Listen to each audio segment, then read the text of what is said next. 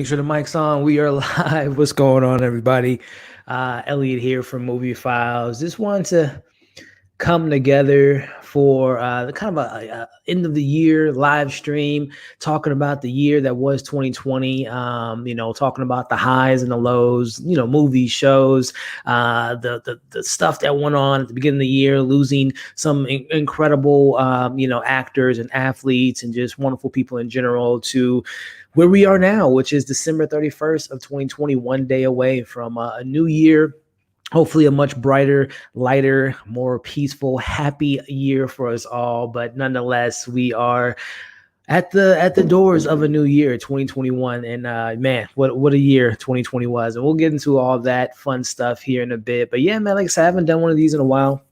Just want to kind of get on here and I'm not going to be on here until the new year, but I just want to get on here and again, thank you all for the incredible year that 2020 was for the channel, all the amazing people I've met on this platform, all the awesome conversations we had for movies and TV shows and all the fun things we do on this channel. So I just want to get on here and do that. And then also take your questions, man. Any questions you guys have regarding movies or shows, anticipation level for movies next year, some of my favorite moments of the past year, favorite trailers, whatever you guys want to talk about. It's a live Q&A, end of the year, celebrating what's to come, which is hopefully a much brighter, better new year for us all in 2021. So I'm going to have some people, get some people here in the chat. We have some people come in a little bit early. First and foremost, my main man, Trevor from Film Geeks.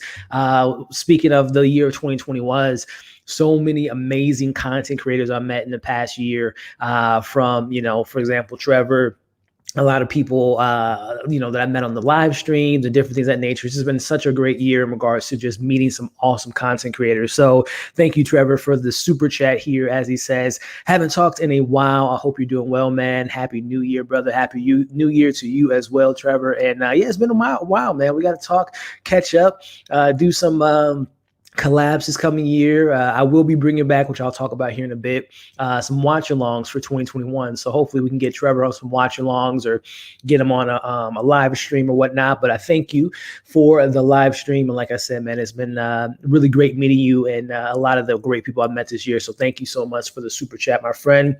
We got unboxing came in a little bit early, saying, hey, can't stay long tonight, but I thought I'll stop by. Happy New Year, man. I hope you have a good New Year's. You as well. Unboxing, another great, this guy here, man, he's always supporting.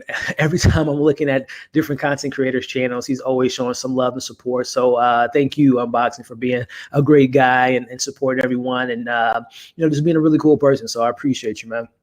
What do we have here?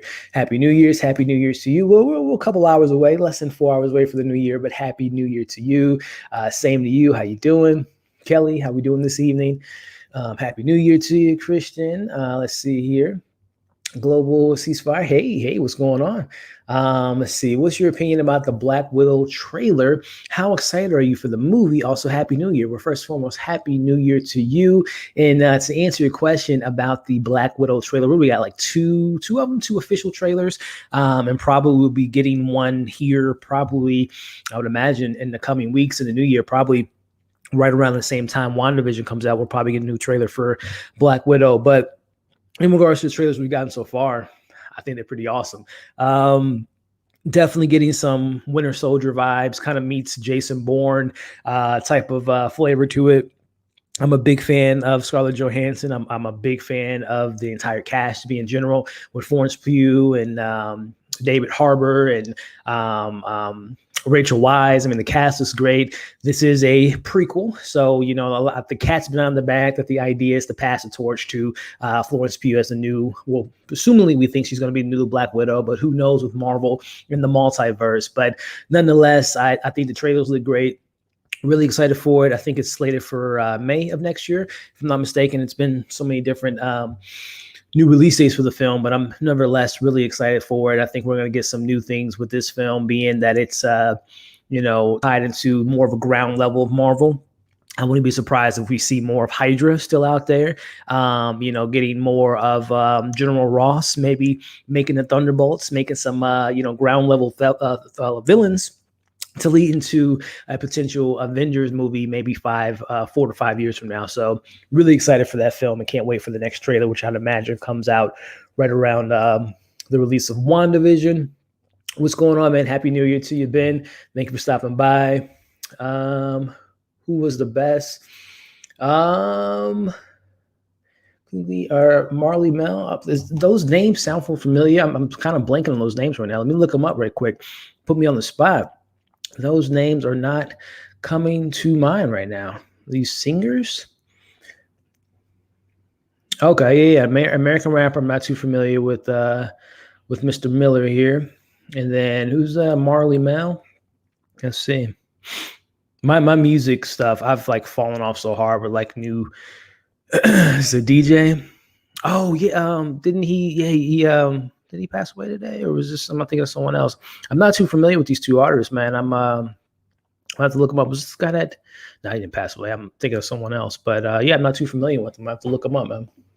Let's see. Do you think Cherry gets a trailer soon? Are you excited for it? Yeah, Cherry looks great, man. It's when does it come out? Actually, I know it's on Apple TV Plus, but I'm not sure the release date for it. But February 26th. Okay, so yeah, I would imagine so.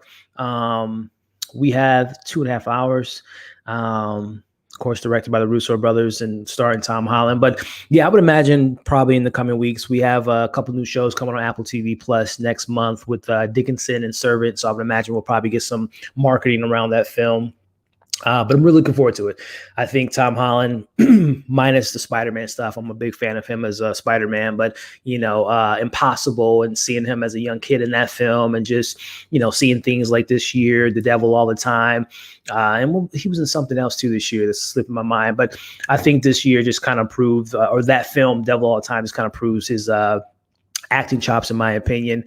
He's more than just Peter Parker, ladies and gentlemen. He is a legit actor with a lot of range, and I'm really looking forward to seeing him play this dramatic role as a as the trailer or as the posters are shown. An artist, a student, goes to war, becomes a thief, becomes an addict. So there's going to be a lot of different dimensions we're going to get in that character, and I'm looking forward to seeing the trailer hopefully next month for that film. What I missed? Nothing, man. Nothing much. We just started not too long ago, 7-8 minutes ago. So welcome, Cobra Kai season 3.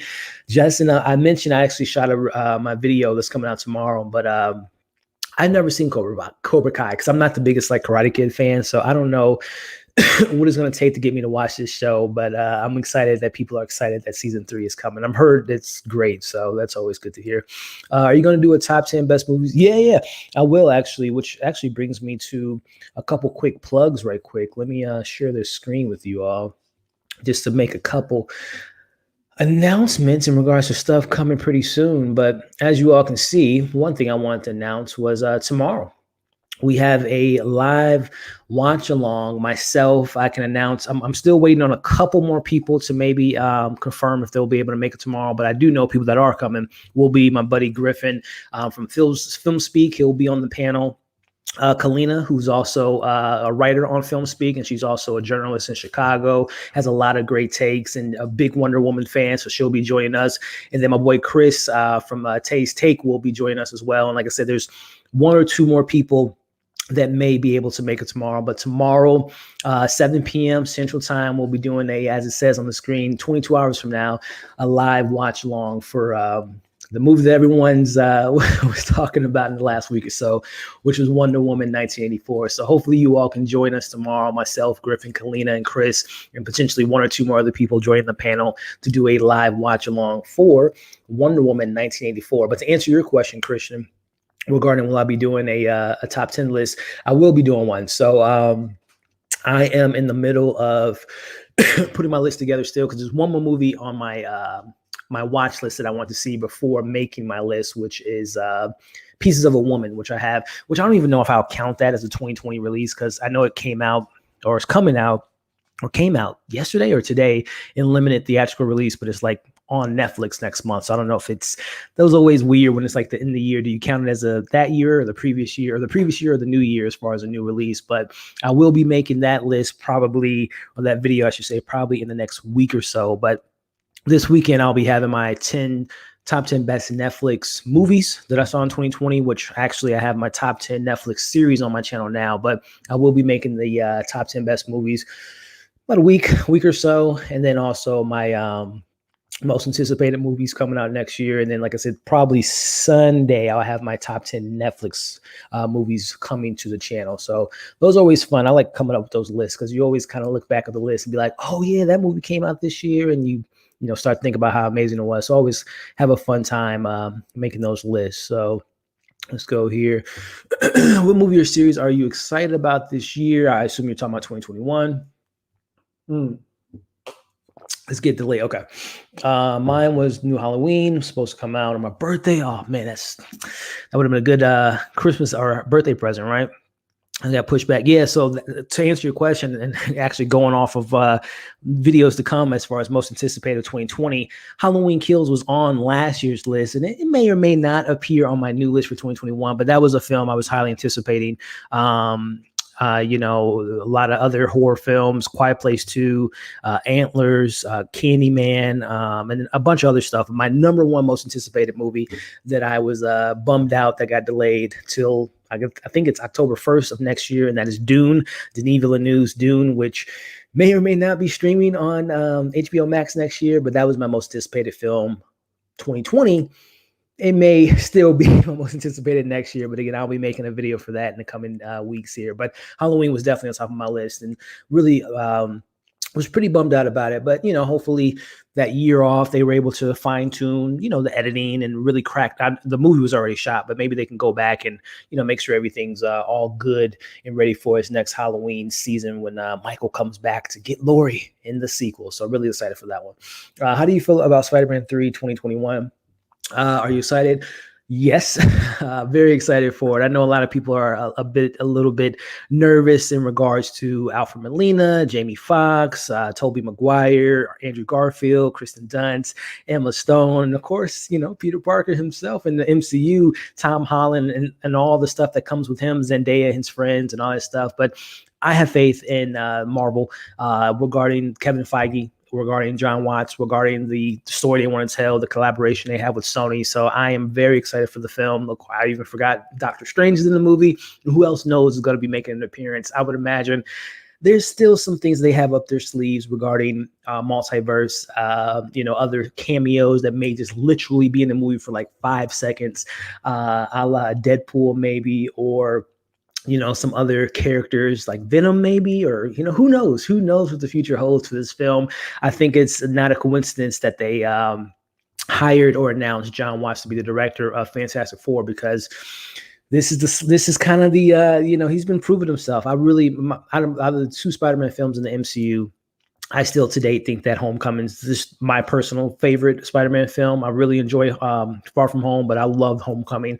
So hopefully, speaking of another character, I would love to get Vulture back in Spider-Man 3, and who knows if he'll make his appearance in the creation of the Sinister Six per se, leading into potentially a Spider-Verse film. I mean, we could talk about this for hours. I'm really excited for Spider-Man 3.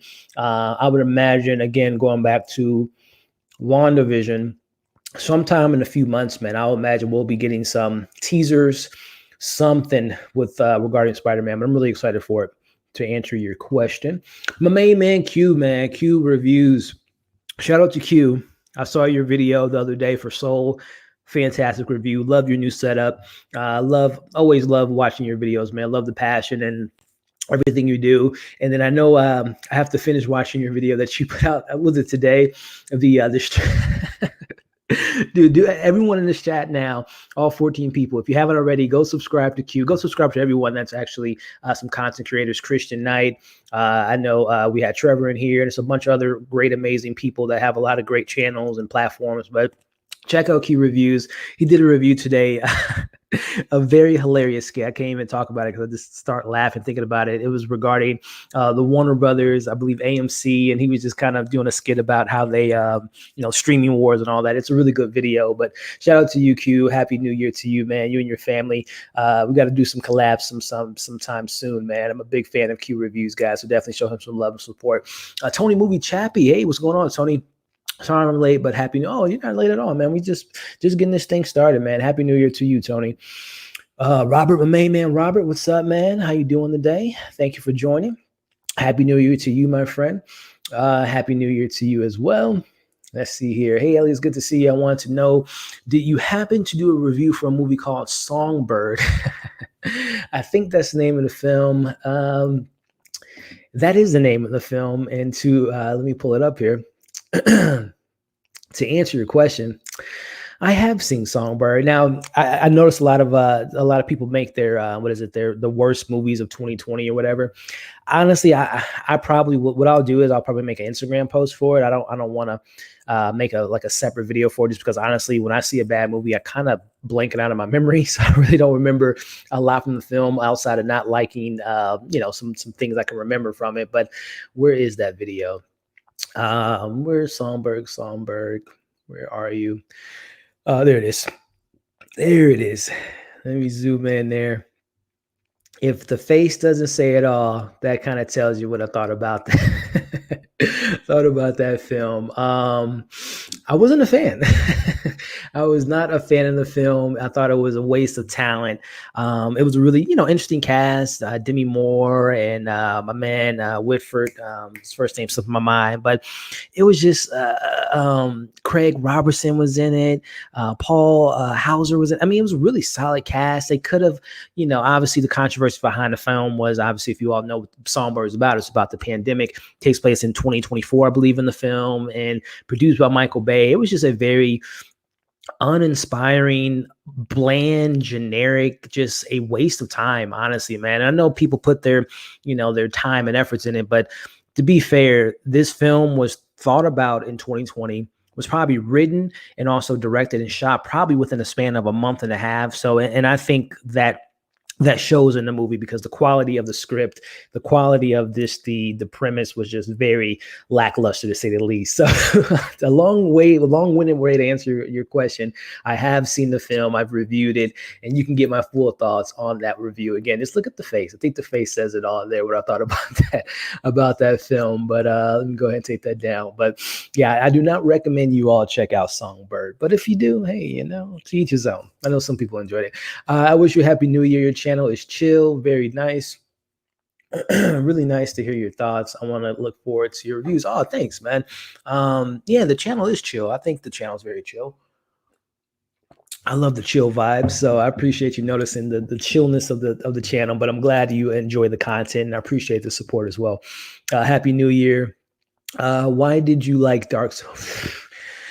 How much time do you guys have to talk about my love for the show Dark? Look, long story short, I love good storytelling. I love being invested into characters and their motivations, and I love sci-fi, number one, as well. I love time travel. I love good time travel. The show has all that stuff, great storytelling, incredible character development. It's 3 seasons. It's all mapped out. It wasn't like, oh, will they come back to do a season 2? Oh, is there more? They're going to extend? No, they had a plan, 3 seasons, roughly 25, 26 episodes in total for the 3 seasons. And like I said, they had the writers and directors. This is point A. We want to get to point Z in 3 seasons, and they did that. I love when storytellers know what they want to say. They have a plan, and that's one of the reasons. Number one, it was all planned out. It wasn't like on a whim, like, oh, I hope we come back for season 2. Like, no, they were coming back, and they had a story to tell. So that was always great to know the confidence in the story. But when you dive into it, I don't know if a lot of you all know what dark is. Again, I don't want to spend too much time on it because I could spend hours, which I did on this channel. I had myself and a lot of awesome people. We did like a 3-hour live stream, just really dive into the show, especially when the finale came this past June. But long story short, it's a story about, man, I don't even really know how to dive into it without spoiling anything, but it's a family drama involving time travel, involving, man, I don't want to enjoy it. It's a time travel show involving family drama, and it is an incredible show. It's well acted. It is in German, and I know some people don't watch shows with subtitles, whatever the case may be. Some people, it's hard to focus on the story when you're reading the story, but I watch everything in subtitles, so I'm just used to it. But it is a German show. The dubbing is not that great. It's actually pretty terrible, but nonetheless, it's an incredible show. It's a character-driven show, and it's the best time travel show I've ever seen. It's one of the, if not my favorite show of all time, if I'm being honest with you. And I've seen some great shows, Game of Thrones, regardless of what you think about the last few seasons of Game of Thrones, at its peak, Game of Thrones was some of the best TV ever. Breaking Bad, The Wire. I mean, the list goes on. Dark is right up there for me personally. So Why do I love it so much, Nisi? It's because it's a great show. It's a great show with incredible acting. It is a credible just storytelling, and it is time travel done perfectly. So, again, I don't mean to go on a long rant there, but I love me some Dark. And if you all saw my top 10 series of Netflix this year, season three of Dark was pretty high on my list. Check out that video. What do you feel when you what do you feel when you saw Luke Skywalker, the Mandalorian? So what did I feel? Great question. Speaking of time travel, we got a traveler here of sorts, but no, man, I remember that was what 2 weeks ago, right? I was watching it. I covered it on my channel. And I speculated, Luke Skywalker could potentially come back when we met Ahsoka Tano, and she said, bring him to this mountain and someone when he can communicate to a Jedi. I'm like, the most powerful Jedi in the timeline would make sense that it was Luke, but I'm like, I don't know if they'll bring Luke to a TV show, would they? And they did, ladies and gentlemen. And I had goosebumps, man. I was like damn near on the verge of just like having those nerd tears come out because it was just so cool to kind of see. Again, I'm a big advocate of TV long form storytelling, and I love what Star Wars is doing, and hopefully what Marvel's going to do, and the future of TV looks pretty bright in regards to cinematic approach to the television screen. But nonetheless, man, when I saw Luke, that X-wing and the score come up, and you see the green lightsaber, you see the hand. It was great, man. And it was all, all the stuff. It didn't throw the last 5 years or so out of the window regarding the inconsistency from the movies that we got with Star Wars, but it made being a Star Wars fan, it made me happy again, just to know that they have a plan, which they didn't seem to have with the new trilogy. But it was great, man, to see Luke Skywalker. The speculation of will he get his own show? Will he appear in other shows? Whatever the case may be. But just seeing him come back, as I said in my review for that episode, seeing Luke Skywalker in his prime, which we unfortunately didn't see with the new trilogy. Seeing him in his prime, man, taking out those dark troopers was just.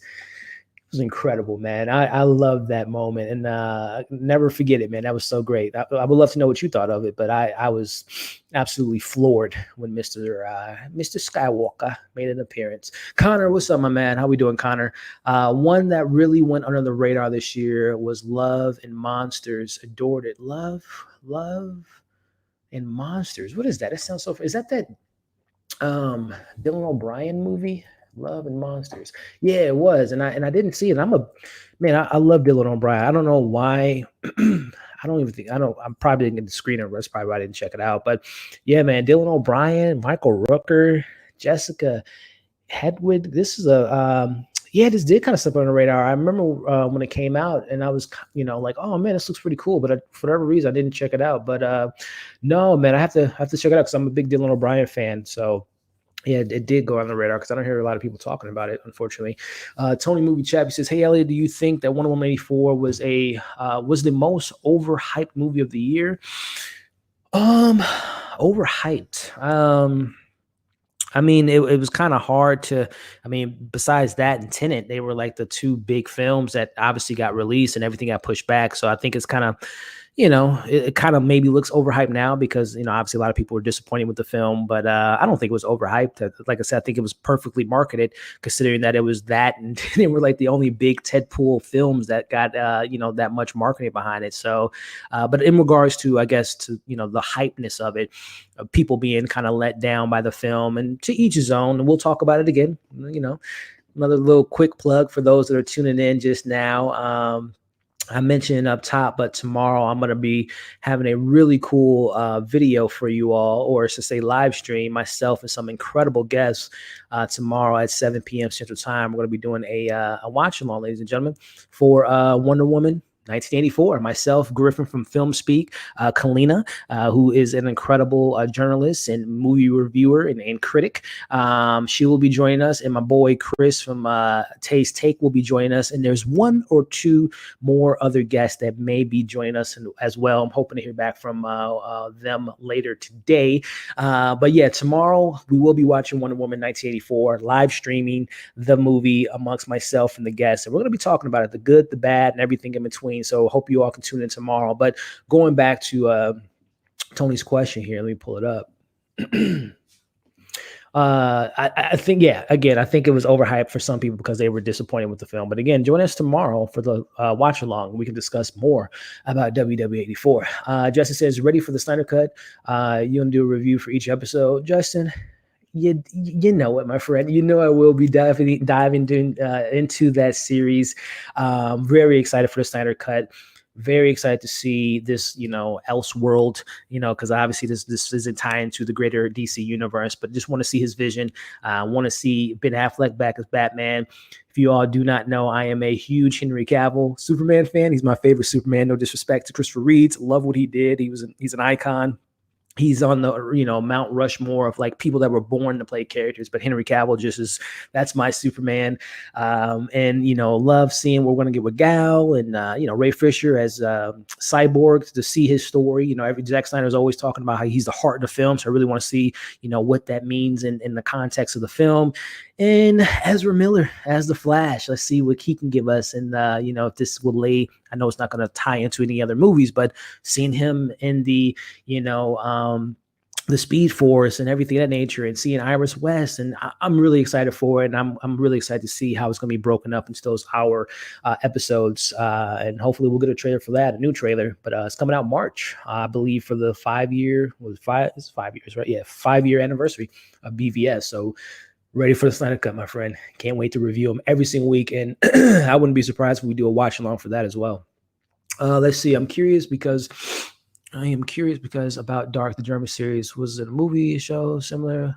Was it good? So it's a show. It's a TV show. It's a 3-season TV show. Incredible show, as I mentioned earlier, and it is fantastic. It is. It doesn't get as much recognition because, again, unfortunately, with it being a subtitle show, a German show, so that automatically neglects a big audience because some people just can't watch things with subtitles. And again, to each his own. But it is it's a fantastic show, to say the least. But it is on Netflix, all 3 seasons, and it is, trust me, you won't be disappointed if you're a big sci-fi fan or just a fan of great storytelling as well.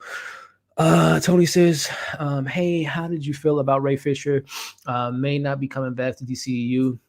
I mean, it's not a surprise. I mean, I don't even honestly know what the verdict of that that situation was with the allegations, and I don't even know what the punishment or what was going to come of it. Just being like, yeah, there was some, and things that unfortunately went down on the set that might have been unprofessional. And I don't know if Joss Whedon and Jeff Johns, if they're going to get like a fine. I don't really know what the repercussions of that was. So it doesn't surprise me that Ray Fisher was going to not come back to play Cyborg, just due to the fact, I think the other day he said he doesn't want to work with Walter Amada if he's attached to any project. Well, he's going to be attached to every project because he is the big, one of the big head honchos at Warner Brothers. So yeah, I mean, it's an unfortunate situation. Everything around that, again, I don't even know the full story of who was right, who was wrong. I just, I followed it for a bit, but it was just like, I don't know what to come of it. So it doesn't surprise me that Ray Fisher isn't coming back. Q says, do you see the horror movie Spontaneous? I haven't. No. That's the Alien movie, right, Q? If I'm not mistaken. I might be thinking of something else, but it was about high school. I think it's I'm okay. I'm gonna have to check it out, Q, because I remember that came out, but I slipped my radar. Metaphor for school shoot. Oh, okay, never mind. It is not that. Oh, yes, this is the movie. I don't even know. Yes, I know what you're talking about, Q, but I haven't seen it. But I know what you're talking about with the school shoot. Yep, I know what you're talking about. I have to check it out. Where is it streaming, by the way, Q? Is it available to stream? If you know, Kelly, what's your favorite line from a movie that's always in your head? I don't know. Hold on to your Jurassic Park's my favorite film of all time. I don't know. Jaws, we're gonna need a bigger boat. Star Wars, Luke, I am your father. I'm trying to think of a recent movie that really kind of a line that I quote so many movies like on a regular. And of course, when a question like this comes up, can't even think of anything. But yeah, like I said, Jaws, Jurassic Park comes to mind. Star Wars. I'm a big comic book fan, so I'm trying to think of a great comic book line, a recent memory. I can't even think of one, but I'll go with we're gonna need a bigger boat from Jaws. That comes to mind right now. But yeah, let's see here. What's your favorite line from a movie that's always in your head? You are attached at the back to back. I'll go with, like I said, Jaws. We're gonna need a bigger boat. That comes to mind right now. And also shout out to you with the comment that I shared on my social media. It's just talking about how you feel welcome in this community and things like that. So I really appreciate that comment. It's comments like that that just keeps bringing me back to making content for you all and having a great time doing so. So quick shout out to you for being an awesome supporter of the channel, and a big component of why this channel continues to grow is people like you. So I appreciate the support. Let's see here. Wow, so clearly it's not worth it. Look, I'm not one to tell people how to spend their money, but I'll just say this: if I would have spent money on that movie, I would have been pissed. I'll tell you that. Well, I wouldn't have been pissed, but I just would have been. It wouldn't have been a good investment. I'll say that. Could have been spent my money elsewhere, right? Because I wasn't a big fan of that. Edit curious about because of Dark. Yeah, like I said, Dark is great. Definitely recommend it if you have if you're into great stuff. Dark is great. What are your thoughts on Go Group? Little baby Yoda, little Yoda got his name.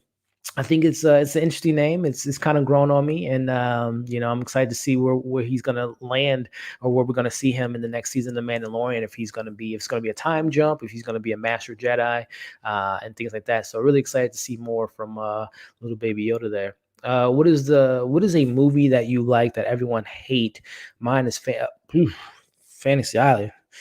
Shout out to Tony Movie Chappie. That was not a film I was a fan of, but I'm glad you enjoyed it. But a movie that people hate, I'll tell you a movie, and it may or may not make my list of top 10 favorite movies of Netflix this year, and that was Hillbilly Elegy. People hated that movie, and I didn't really look into the negativity why, but people hated it, and I loved it. I really connected to that film. I thought it was really great acting by Amy Adams and Glenn Close, and that was a great movie. But yeah, people hated that movie, and I loved it. So there's a movie for you, Tony. Is there a movie or show most people consider to be good, but you obviously hate? For me, it was Battlestar Galactica. Oh, that's a great show. I didn't finish the whole series, but I know the few episodes I've seen, it was like I said earlier, I love some sci-fi, type of shows and type of content. So I'm a big fan of that. But people good, but I hate a TV show or movie. I'm trying to think of a TV show. Honestly, I don't want to toot my own horn, but I have a pretty good eye of picking out shows like based on trailers and who's behind it. So sometimes when it comes to like hating a show, I don't really have shows I hate because I just don't even give it a time of day. Just based on prior research to dive into a 12 episode 3-season type of show. So I can't really think of a show that people love that I hate. As far as movies go, I'm a type of person that when people love stuff, man, that's to their credit, man, and they see something good in it. But like I mentioned earlier, I guess to go to Tony's part, he loves Fantasy Island. I hated Fantasy Island. I didn't think that was a good movie. But again, that's the beauty of movies and shows, man. We all have things that we love and things that we don't like and things we can speak to and relate to. So yeah, Battlestar Galactica, that's an interesting one because I know that's a very beloved franchise. He is so chill. Hey, thanks, man. I try to stay as chill as possible. There's a lot of stuff outside of the world that I don't want to bring any hostility to when I'm making videos for you all. So I always try to just bring these nice, chill, laid back, fun videos to you all. So I appreciate you all noticing the chillness going on over here at Movie Files. What movies have you seen that were hyped up, and when you saw it, you were like, why? I felt like Bird Box was way overhyped. Yeah, a movie like that, I normally I'm fortunate enough to see movies right at a really good time to before the hype train comes in. So that's been fortunate in the last few years. But I'm trying to think, because there's always, of course, movies that I haven't seen every movie ever made, and when you finally see it's like, really, that's what people liked. What comes to mind? Oh, Moonlight comes to mind. And this doesn't have anything to do with me being a big La La Land fan, but Moonlight, I enjoyed it, but I didn't think it was as I thought that If Bill Street Can Talk was a much better film for me by the director slipping my mind right now. But yeah, Moonlight comes to mind. It was a good film, but I didn't think it was as I didn't think it was best picture worthy in my opinion. But good film, but I just didn't see the hype for that film. Happy New Year. Happy New Year. Kristen, hey, what's going on, Kristen? Happy New Year to you. Been such a big fan of her content, and a 2020 achievement, I guess you can call it, was being able to be on her channel a few times on her popcorn culture series that she does, and it's such a fun time on her show, and being able to be on another podcast with her, with KB, with the Color Grade podcast. So yeah, Kristen, being able to watch her for years and being able to collaborate with her was just so cool. So shout out to Kristen, and happy New Year to you. And also show her some support on her channel. She has amazing content on her channel. She talks TV shows. She does incredible interviews with a lot of the movies and shows you all love. She's interviewed the people that make those shows and people that are involved in it. So she is an incredible content creator, film critic, movie reviewer, just an overall great person. So definitely check her out if you guys haven't already. I'm pretty sure you guys know who she is. She is amazing. What are some goals of yours of 2021? On a personal level, just to get, continue to grow as a human being and be a better human being than I was the year before, learn from, mistakes, grow from mistakes, and just become a better person, overall. And then also on my day-to-day job, just continue to grow, as a real estate agent. And then also when it comes to YouTube, just continue to have a safe space for people to be themselves, to chill out, and to have some great conversations. So those are just some goals there for you, Kristen. Kelly says, have you seen any documentaries this year that you would recommend? Man, that's like my I don't want to say blind spot, but I don't really dive too deep. I love watching some good ones, but it's funny you bring that up. I'm actually watching the Last Dance for the first time. I don't have cable, so I didn't watch it on ESPN, and I'm finally catching up on it on Netflix. That's incredible. If you all, probably, I don't know if I mentioned it before on this channel, but I grew up in sports, basketball, football. Was like my life. So, MJ, obviously the pinnacle of athletic achievement. So seeing that doc was incredible, and just seeing that that mindset that he had, and then the Bulls and the runs. And I'm from Chicago, so that definitely kind of hits home regarding going back to those glory days of the Bulls. So that's great. Last Dance. Did I see there was another one that I watched? I don't think I saw that many that year, to be honest with you, Kelly. I didn't even see Tiger King this year, believe it or not. And that was like the talk of town, so I didn't even see that. So this was a bad year for me as a fan of great docs. And I didn't really see that many besides, like I said, just The Last Dance. But yeah. Justin says, speaking of Spider-Man 3, I heard that Kevin Feige been trying to get people who almost played the character. Wait, let me read that back. Speaking of Spider-Man 3, I heard that Kevin Feige been trying to get people who almost played the character. Oh, that would be cool. So it would be cool to have Leonardo DiCaprio. That's exactly what I was thinking about. Play Spider-Man in the silver. That would be pretty cool. Yeah, I know there was that rumor that Leo was potentially going to be Spider-Man. I don't know who else was potentially going to be. I was speaking about Dylan O'Brien earlier. He was in the running, if I'm not mistaken, for before Tom Holland got the role. Oh man, who else was in the run? I know Dylan O'Brien was. I see the person's face right now, but I'm not catching their name. Is it the kid from Sex Education, Butterfield, or I can't think of his name. I think he was in the running too. So yeah, that would be pretty cool. I don't know, Donald Glover. He was he's a big Spider-Man fan. I know I think he voiced Spider-Man on an animated show or something like that. I mean, and obviously he was the Prowler, or alluded to be the Prowler in Homecoming. So yeah, that would be pretty cool if they were able to do that. Let's see here. What are your thoughts of Texas Chainsaw Massacre franchise? The franchise is, yeah, I like the first Texas Chainsaw Massacre. The second one's cool. Definitely a shift in tone. Not a fan of like 3. I know there was like reboots, but I don't remember if it was a 4th one attached to the original Texas. But I do like the reboot of I think it was 2003, Jessica Biel. I love that movie. So what is that? 3 out of 8 films in the franchise that I like. So I guess that's a better odds than some of the other ones that are kind of hit or miss within the horror realm. Triborough, what's up? What's going on, man? Happy New Year to you, man. Much love to you, my friend. Rocking the Mets there. Happy New Year to you, Triborough. Let's see here. I appreciate your honest reviews. Are you gonna review? I appreciate your review. Are you gonna review? Yeah, let me know what to finish that question. What am I gonna review? Do you like? Um, that name sounds familiar. Let's see. Let's see. Am I a fan of his filmography? Yes. Let's see what he's directed here. Climax, which I haven't seen yet. It's been on my watch list since whenever it released 3 years ago, I think. Irreversible. I saw that when I was younger, and that movie. I saw that in college actually, which was many many years ago. So yeah, no. So I guess I've only seen one film of his, and I heard great things about the other ones, like Into the Void, and Climax. So being that I saw Irreversible, really interesting, very auteur director. I would say he has a not for everyone, right?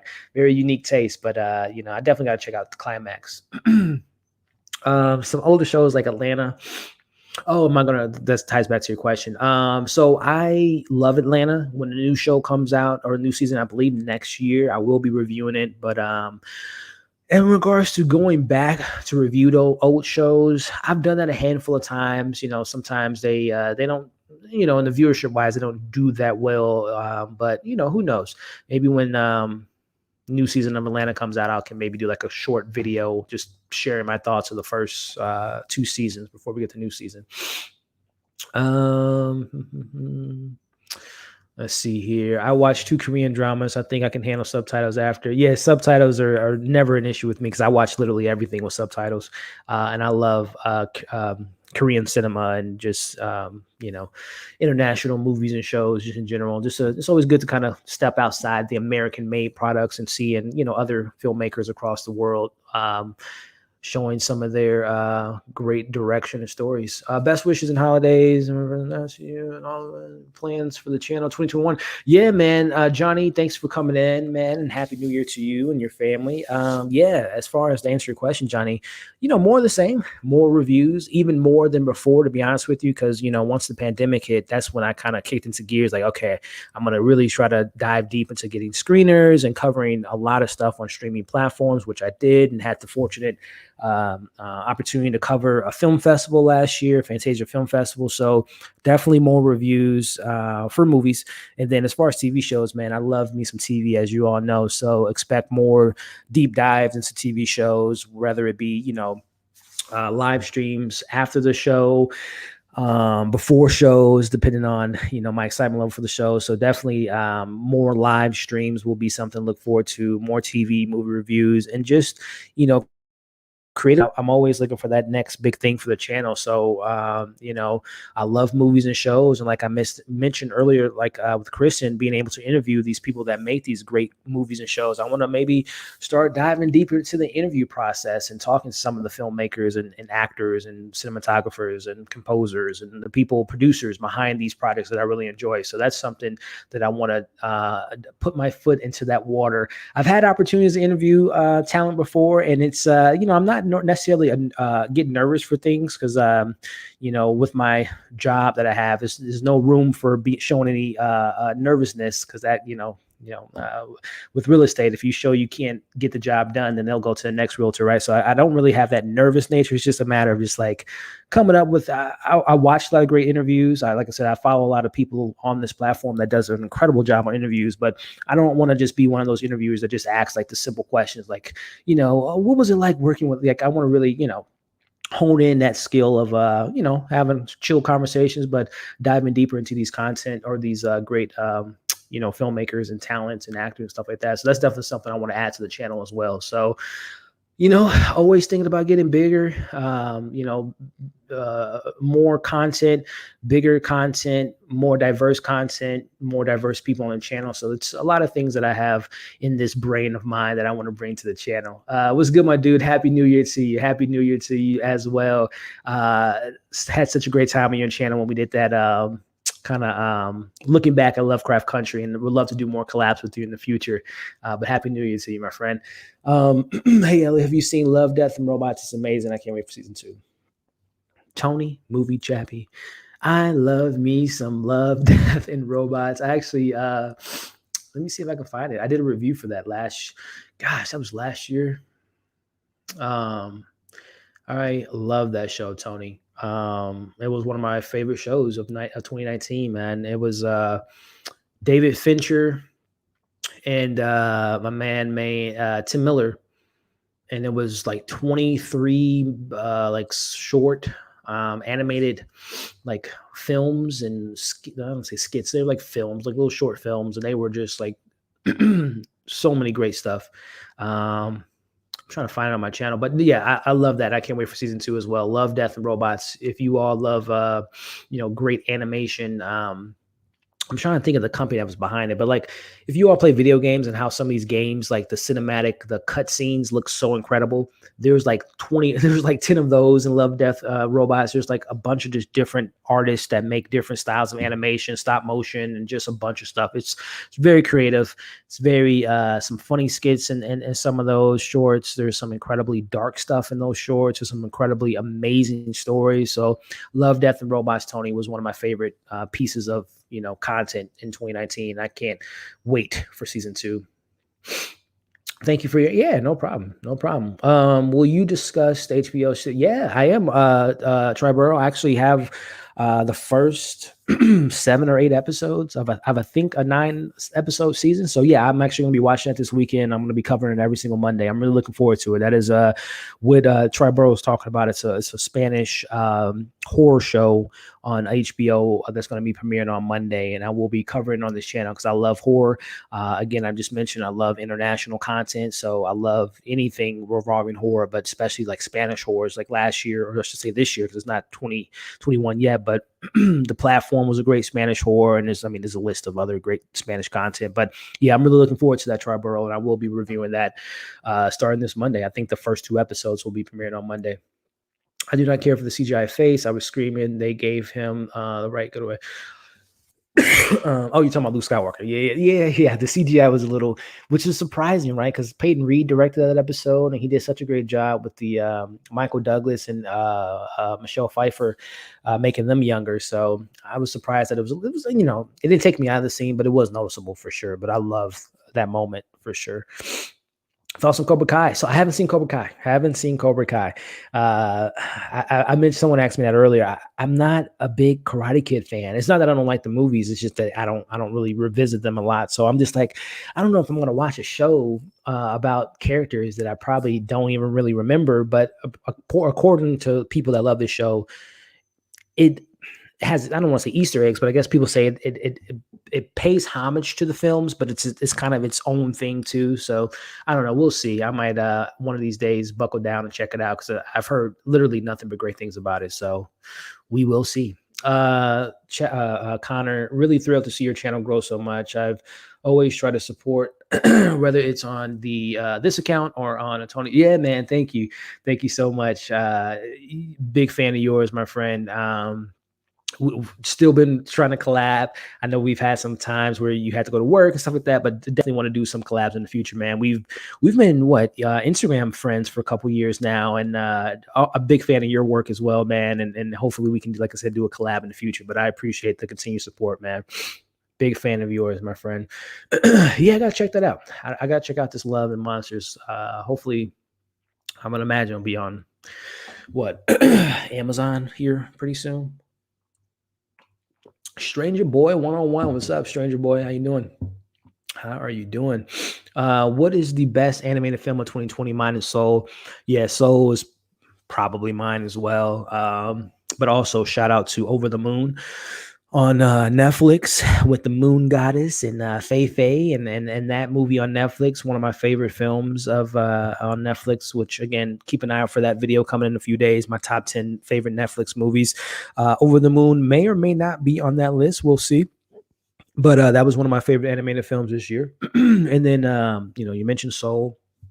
Onward, I really enjoyed Onward. I really haven't seen it since I saw it at the theater. That was like one of the last movies I saw at the theater. So I haven't really revisited Onward. And I've seen twice. I've seen Soul 2 or 3 times already. So, but Onward was a really good animated film. What else did I see this year? Oh, Wolf Walkers. If you all haven't seen, if you have Apple TV Plus, excuse me, Wolf Walkers. Whew, that movie was incredible, man. The animation was gorgeous. The story was so engaging and very just a really interesting story. And just again, I love me a more mature animated type of content. Nothing's wrong with like the more kid friendly animation, but I love like my animation to be a little bit more mature and have something to say. And Wolf Walkers was great too, but Soul is probably the number one for me as far as animated goes. The best superhero portrayal of Batman and Superman are Affleck and Cavill. That's all. Hey, I think I have. I think you said it all right there. I'm pretty much in the same boat with you. Cavill, I mentioned it early. No disrespect to the great, incredible Christopher Reeves and what he did with 77 Superman, and of course, 2, 3, 4. I'm not gonna talk about all those, but the first few Superman were incredible. He's an icon. Like I said, he's on that Mount Rushmore of superhero or actors to really embody a character. And we're born to play the role. But yeah, it's Cavill for me with Superman. And then Batman, we got him in BVS. We got him in Suicide Squad briefly. And obviously these next, we saw him in Joss Whedon's Justice League. And we're going to see him again in Zack Snyder's hands. But Ben Affleck was pretty awesome. I think he is my favorite Batman and maybe my favorite Bruce Wayne too. I mean, again, we didn't really we such a great Bruce Wayne with the fight in BVS when he was on the underground fighting scene, how he was able to infiltrate the KBB's phone, and the scene with him and Diana Prince at a museum. He's a great Bruce Wayne. I'm trying to think. I like Christian Bale's Bruce Wayne too, especially in Batman Begin when he's like, "Go home, you're all fake."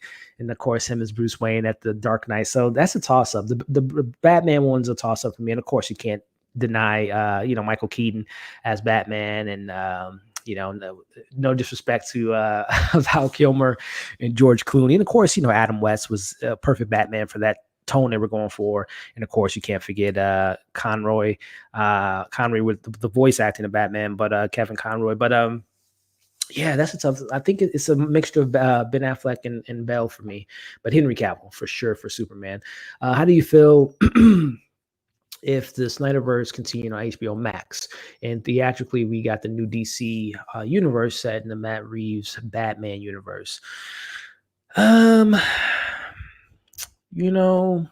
Man, that would be expensive. I'll tell you that if they gave Zack Snyder his own verse on a TV platform. And again, knowing what Disney's doing with the Marvel Cinematic Universe, with the Marvel shows, I mean, they're pretty much making small mini movies, probably $10 million per episode. If $10 million, probably even more than that. I'm tripping. It's probably like, I don't want to say Game of Thrones numbers, but it's probably pretty expensive per episode with these Marvel shows. But yeah, if DC were to announce that, which I don't think they will, but if they were to announce that Snyder's going to have like a thread of different stories on HBO Max, I mean, that would be a big announcement, but I don't really see Zack Snyder doing that, being committed to, again, him being such a big fan of seeing stuff on, even though obviously he's excited for Snyder Cut on HBO Max, but the re-release of BBS having a different aspect ratio, he's a component of IMAX, big screen, 70 millimeters. So I don't know if he'll want to commit to given his all his time and efforts on a TV platform. I think Zack Snyder has more ambitious nature and storytelling than that. But and again, TV is going to be so much different, and TV is so much different now. But I don't really see him doing that. But I mean, hey, I would be up for it. I'll tell you that because I really love his interpretation on a lot of these characters. So we'll see what the future holds. But I mean, Matt Reeves is going to be on HBO Max too, right? His universe is going to be with the Gotham show, so we'll see, man. I just love it because I'm a big DC fan. That's my jam. Favorite director cut of a movie? Well, it might be Snyder's cut, right? No, Ridley Scott's cut of Blade Runner, which I'm not even a big fan of Blade Runner, but I like his cut. What other cuts are there? Man, what's another good director's cut? What's the Kingdom? Is it Kingdom with Orlando Bloom? Orlando Bloom. They had a director's cut of that, and I thought that was I think it was called Kingdom. I might be butcher. Gosh, what's the name of that movie? It's slipping my mind right now. But that's a cut of a film that I really enjoyed more so than the theatrical. And of course, we were just talking about Zack Snyder. I much more prefer his cut versus the theatrical cut of BVS. The biggest TV surprise of 2020, The Queen's Gambit. I agree. Ted Lasso. I agree. I started watching you because of Ted Lasso reviews. That's awesome, man. I love me some Ted Lasso. Oh, man, that was such a great show. Again, people sleep on Apple TV, man. They got some great content over there. And Ted Lasso was like one of the, like you just said, one of the best big surprises of the year for me in regards to TV shows. So I love Ted Lasso. I'm trying to think of some other, I'm pulling up a list here of other shows that I watched this year. I watched, oh gosh, maybe like 80 shows this year, if not more. Let's see here. So going all the way back to the beginning of the year, The Outsider on HBO earlier this year, or earlier of the year 2020, was fantastic. I don't want to give away too many titles because some of these shows are going to be on my my favorite shows of 2020. But The Outsider was great. Devs, I don't think a lot of people were talking about Devs. Alex Garland, sci-fi, incredible show on FX on Hulu, was incredible. Let me see some other things that went under the radar. I Know This Much Is True on HBO Max. Mark Ruffalo, such a great drama. The Eddie on Netflix was great. Damien Chazelle directed some episodes, and if you all do not know, I mentioned La La Land earlier. I love Damien Chazelle, but that was a really good show. What are some other surprises? Perry Mason really surprised the hell out of me. Stateless on Netflix was great. And of course, I'm just going over like the underdogs. I'm not bringing up all the big ones that a lot of people loved this year. But yeah, you mentioned Ted Lasso. I really enjoyed We Are Who We Are. Luca Guadagnino on HBO. The Third Day with Jude Law and Naomi Harris was a really good show. So yeah, there was a lot of shows that went under the radar this year that I really enjoyed. And like you mentioned, Ted Lasso definitely was one, and The Queen's Gambit. I still am in awe of that show. I really liked Ray Fisher, and I believed him too. So does Jason Momoa. Yeah, again, I don't really know what's going on with that whole scenario. I love the week-to-week reviews of The Undoing. Any other HBO dramas on the horizon? The Undoing was so much fun. So much fun. I missed that. That was some great conversations, man. HBO. So we talked about 30 Coins. That's going to be a horror show that I'm going to be starting this Monday, and that I'm excited to dive into. There's a show with Kate Winslet, like a crime drama. I don't know when it's coming out, but I think it's an HBO original coming out in the coming months, I believe. Really excited for that because I love me some crime drama. And outside of that, man, I don't think HBO has announced too much of their slate of next year. So yeah, but like I said, 30 Coins, I'm really excited for that because I love me some good horror. And then whatever that Kate Winslet show, I don't even know the name of it, but I believe it's coming out in the next couple months. But yeah, hopefully we get some more Defending Jacobs and Undoings of the world in the coming months on HBO. I love Soul as well. Children, yeah, Soul was fantastic.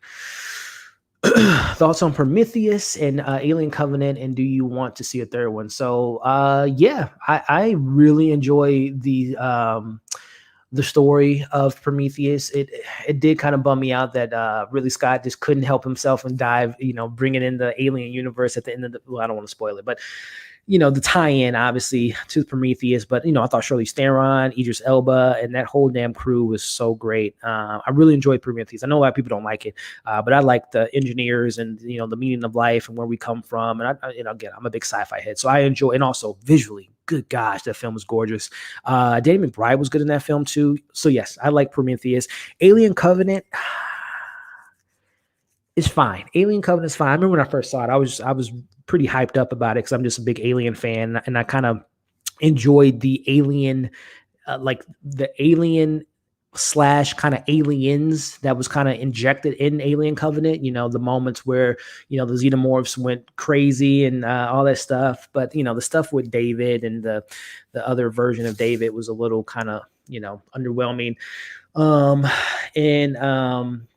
Catherine Waterston, I thought she was pretty solid as kind of the pseudo version of a Ripley. But yeah, I like Prometheus more, to answer your question. I didn't think it was a good infusion of tying in those two storylines and to really wrap up the question here. Do I want a third one? Yeah, because I'm a I'm anal with that. I love to get trilogies. I love to see directors tell their full vision. But we'll see what comes of Ridley Scott. I know he loves that Alien franchise, and I'm really excited for Noah Hawley's Alien on FX whenever that comes out in the next few years. So yeah, I'm a big Alien fan. If you all don't know. Ryan O'Toole, Happy New Year. Happy New Year to you, Ryan. Another person I was able to collab with this past year. And what a great dude and a great YouTube channel. So check him out if you haven't already. Hopefully a better year with 2021. Yeah, that's for sure, Ryan. But shout out to Ryan O'Toole, man. Great content creator. Let's see. Always. Actually, we got some super chat. I don't want to lose these questions, but I also want to show some appreciation to those people donating to the channel, because you guys do not have to do that, but I appreciate the love. Let me make sure I don't lose my spot. Okay, cool. We're good. Let me scroll down to these super chats, which, by the way, if you guys want, you don't have to. The best thing you can do for the channel is give it a thumbs up. I appreciate the support. But if you guys want, super chats, streamlabs.com/moviefiles, and PayPal is available if you guys want to donate to the channel. But to answer the question here by my man Sean from Movie Blurb, what's going on, Sean? Hope you're doing well, my friend. A big fan of Sean, man. He has a great Instagram, does a lot of great reviews. He covers film festivals. He's a big horror fan, sci-fi fan. He's a fan of great content, and he's a great content creator over on Instagram at Movie Blur. But Sean says, "Hey, Elliot, just want to pop in and say hi. Thank you for having me be a small part of your 2020 and hoping to a bigger and better things. Yeah, for sure, Sean. Definitely got to get you back on the channel, man. And again, guys, check him out on Instagram at Movie Blurb. He has a great Instagram account with some great reviews on there. RS, I'm not too familiar with RS. How we doing? Happy New Year to you, RS, and thank you so much. And also, Sean, thank you as well for the super chat, and thank you, RS, for the super chat. Happy New Year, Eve. Do you ever do top 5 worst? I don't, RS. I mentioned it earlier. I'm going to probably share those lists on like Instagram, but to make a video about it, because honestly, like I said earlier, some of those films I saw earlier this year, like A Fantasy Island, like, I don't even know, there were so many. Artemis Fowl came out this year. I almost threw up in my mouth saying that movie. That film was terrible. It was so many bad movies this year. Some really bad ones. So yeah, to answer your question, I will be doing like a list, not like a video, but if you follow me on Instagram, I'm gonna probably do like my top like least favorite movies and worst movies, and maybe even shows, because there were some couple bad shows that I didn't really enjoy, but probably one for movies. So again, check me out on Instagram. But thank you, RS, for the super chat with that great question there. Nisi, thank you. I love Nisi. You're so awesome. You always support your channel. Number one, by liking and sharing and commenting. But then when you donate to the channel, you don't even leave a comment. You just drop some money to support the channel. So I really appreciate that. You've been pretty strong in the community for the last year or so with my TV reviews. And again, I always love reading your comments, and I just appreciate the support. And can't wait for 2021 with some more of those great shows that we watch and having some great conversations about it. So thank you again to Nisi, RS, and Movie Blurb, Sean, and also earlier, before we went live, my boy Trevor donated to the channel. So thank you guys so much. Again, you guys don't have to donate to the channel. The best thing you could do is give the video a thumbs up. But if you want to donate, it's muchly appreciated. It all goes towards this channel, and I really appreciate that support, guys. So let me catch back up. I think it was here, wasn't it? Yeah, ER. Always enjoy, if not always agree with your reviews. Very thorough. Hope you get a chance to see. Yeah, that was a show that just kind of like came out of nowhere. I had an opportunity to see it early, but I'm just like, time pieces, period pieces. I don't know what's going on here, but I hear it's like really great. So I have to check it out because I've heard some great things about it. The entry on Netflix. Yeah, I've heard a lot of great things from that show, so I might have to take a peek at it. What do you think about Soul? Great movie. Really great movie. I will be talking about it on maybe an up and coming video on the channel, but I really like Soul. You guys can check out my review for Soul, but I was very, very happy with that movie. Definitely top tier Pixar for me. Spider-Man in the Spider-Verse was a terrific animated film. Yes, one of my favorite films in 2018. One of the best comics and animated movies in recent memory. Yeah, I'm right there with you, man. I couldn't agree more. It's fantastic. Brother, what is your interpretation of the ending of the film, the platform on Netflix? Netflix. Spoiler alert: did the cake or the boy go up? It was the last part of Hallucination. So I've seen the platform twice. I saw it when it came out earlier this year, and I revisited it again in the summer. So it's been about like 6 months since I revisited it, and I'm trying to. I know what you're talking about. Again, well, I don't want to spoil it for those that saw it, but I don't think it was a hallucination. To answer your question, I think not spoiling anything, but I think the kid did go up. To answer your question, that's a great film, by the way. Great Spanish horror thriller, psychological, the movie about the human survival and position of power. And I mean, there's so many great messages within that film. It's very violent too, surprisingly violent. Birdman for sure. It's fine, but did not see the hype for. Oh, okay, you're talking about the most overrated movies or something like that, I think was one of the questions earlier. But to answer, Ryan says Birdman for sure, it's fine, but did not see the hype for Best Picture. Very overrated. Whiplash is a very, very overrated. Whiplash is okay. I think you was say Whiplash is overrated. I'm like, oh man, I love Whiplash, but yeah. Those are two great films. I like Birdman a lot, but yeah, I love me some Whiplash. Question: is anyone watching The Stand? No, I don't have CBS All Access, which I'm a big Stephen King fan. I like that cast. What do you have? Alex Skarsgård, Whoopi Goldberg. This is great casting. Obviously the show was casted before. I would assume before Amber Heard and Ezra Miller. They're both on that show, which is funny. But no, this is a really stacked cast. I know the book is like freaking the size of 3 Bibles. So I don't know what's the word. What's the verdict on The Stand? I think it's like 3 episodes in. I really haven't heard too much about it.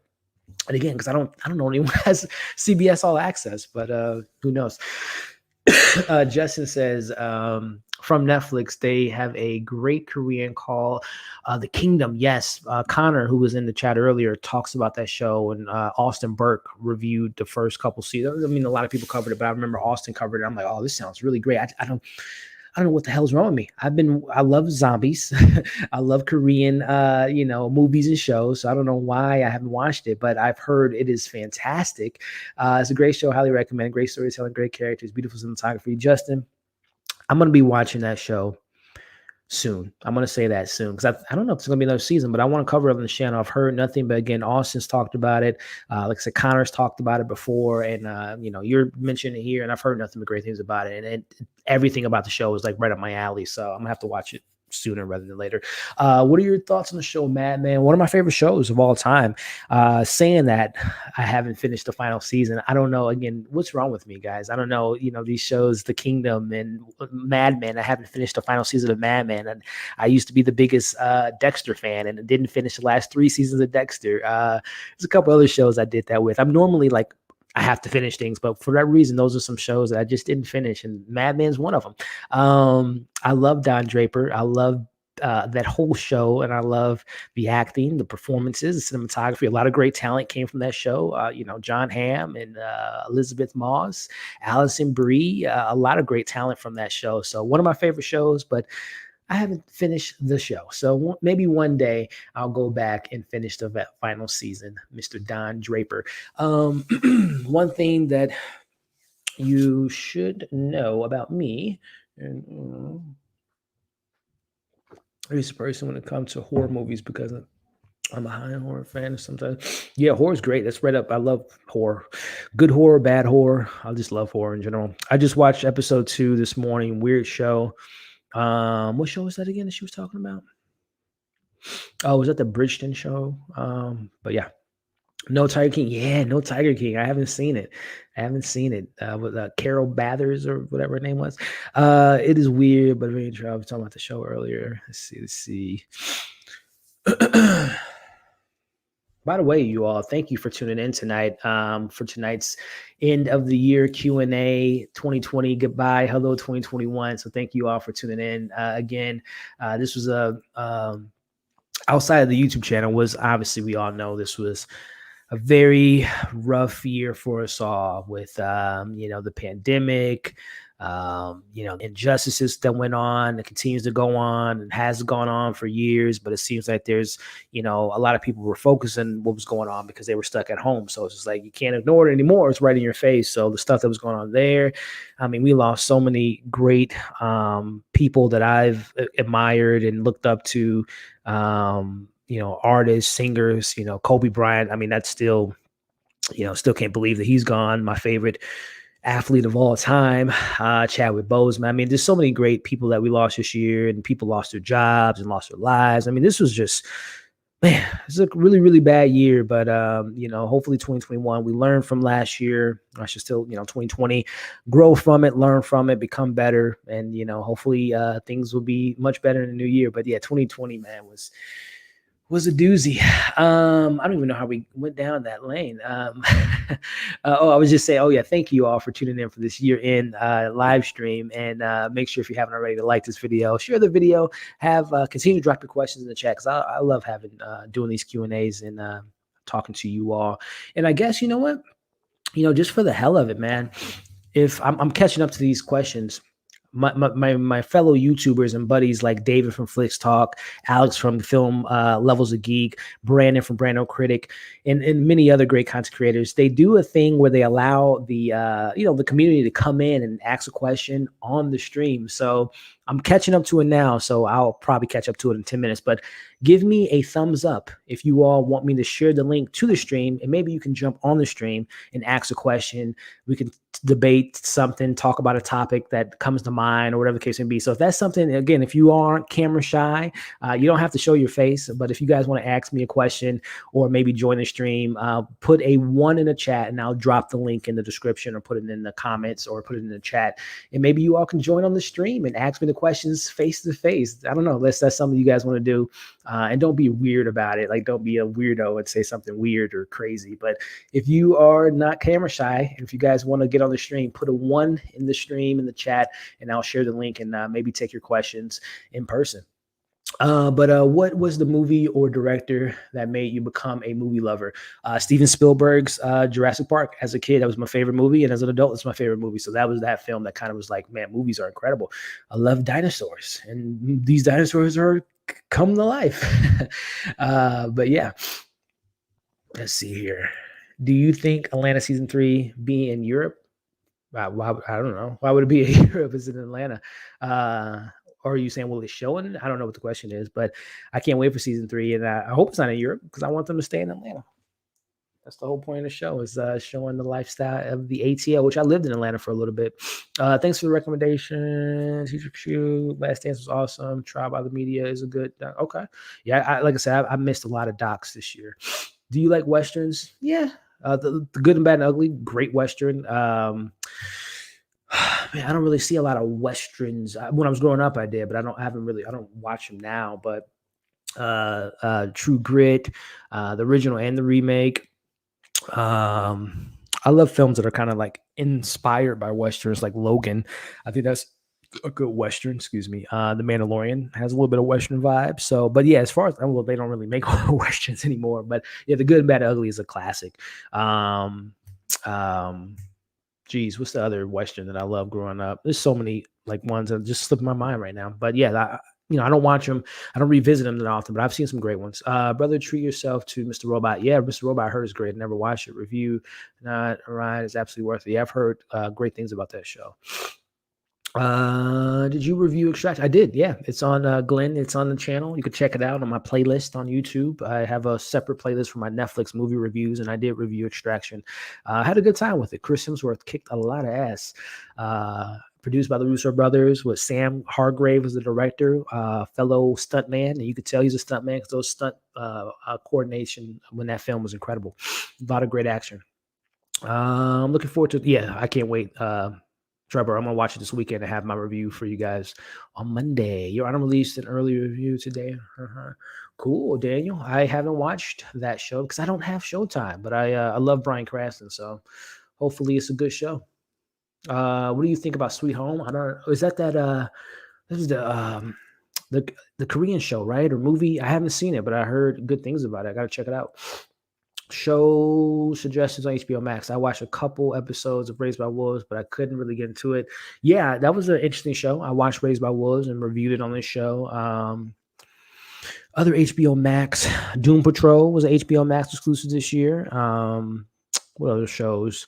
I mean, Lovecraft Country wasn't really HBO Max, but it was on HBO Max. I really enjoyed that. And but yeah, Raised by Wolves, give it a couple more episodes. It's a weird show for sure. I mean, trust me, I know it's not for everyone, but I had a good time with it because again, I'm a big sci-fi head. A goal for me is to graduate this year. I want to become a film critic. It's differently a dream of mine. I hope to accomplish. Yeah, keep going, keep pushing, Tony. Keep pushing. You have a lot of great opinions and great takes on film, so just keep pushing, man. And you'll graduate and become a great film critic because you're already a great film critic now. So continue to grind and hustle, and continue doing your thing, man. Thanks for the recommendation for Paranormal. I am really enjoying it. I like seeing a different culture's take on Paranormal. I'm almost done with it. Yeah, Paranormal was that was a great show. Man, Ray Thad and mummies and possession, and man, that when you get to that final episode, hit me up on my review of that video. Let me know your thoughts on the finale. The finale was fantastic. One of the first 15 minutes of the finale, the whole finale is great, but the first 15 minutes was going to crush your soul. I'll just say that it's so great. I love Paranormal. It's an Egyptian horror show, if you all are wondering what we're talking about. So the Egyptian horror show on Netflix, and it was incredible. I have not RS. I haven't seen that show. I believe it's on Netflix, right? It's like a drama or something like that. Do you think cinema dying? ID dying? No, I don't think cinema. I don't know. Is dying? I don't think it's dying. Obviously right now with the pandemic, we don't really have the with the pandemic going on, it's not a safe thing to go to theaters, and some theaters are shut down, obviously. So I think some of the more small independent films will probably find their home on streaming services. And then like the big tentpole films will be in the theaters. I think we're seeing that with TV, with Marvel using the Disney Plus as a way to tell long format introduction origin stories, and then we're going to get like the big Avengers movies in the theaters. So I don't think it will be going anywhere, but it's definitely going to be a different landscape once people are able to go back to the theaters. How excited are you for WandaVision?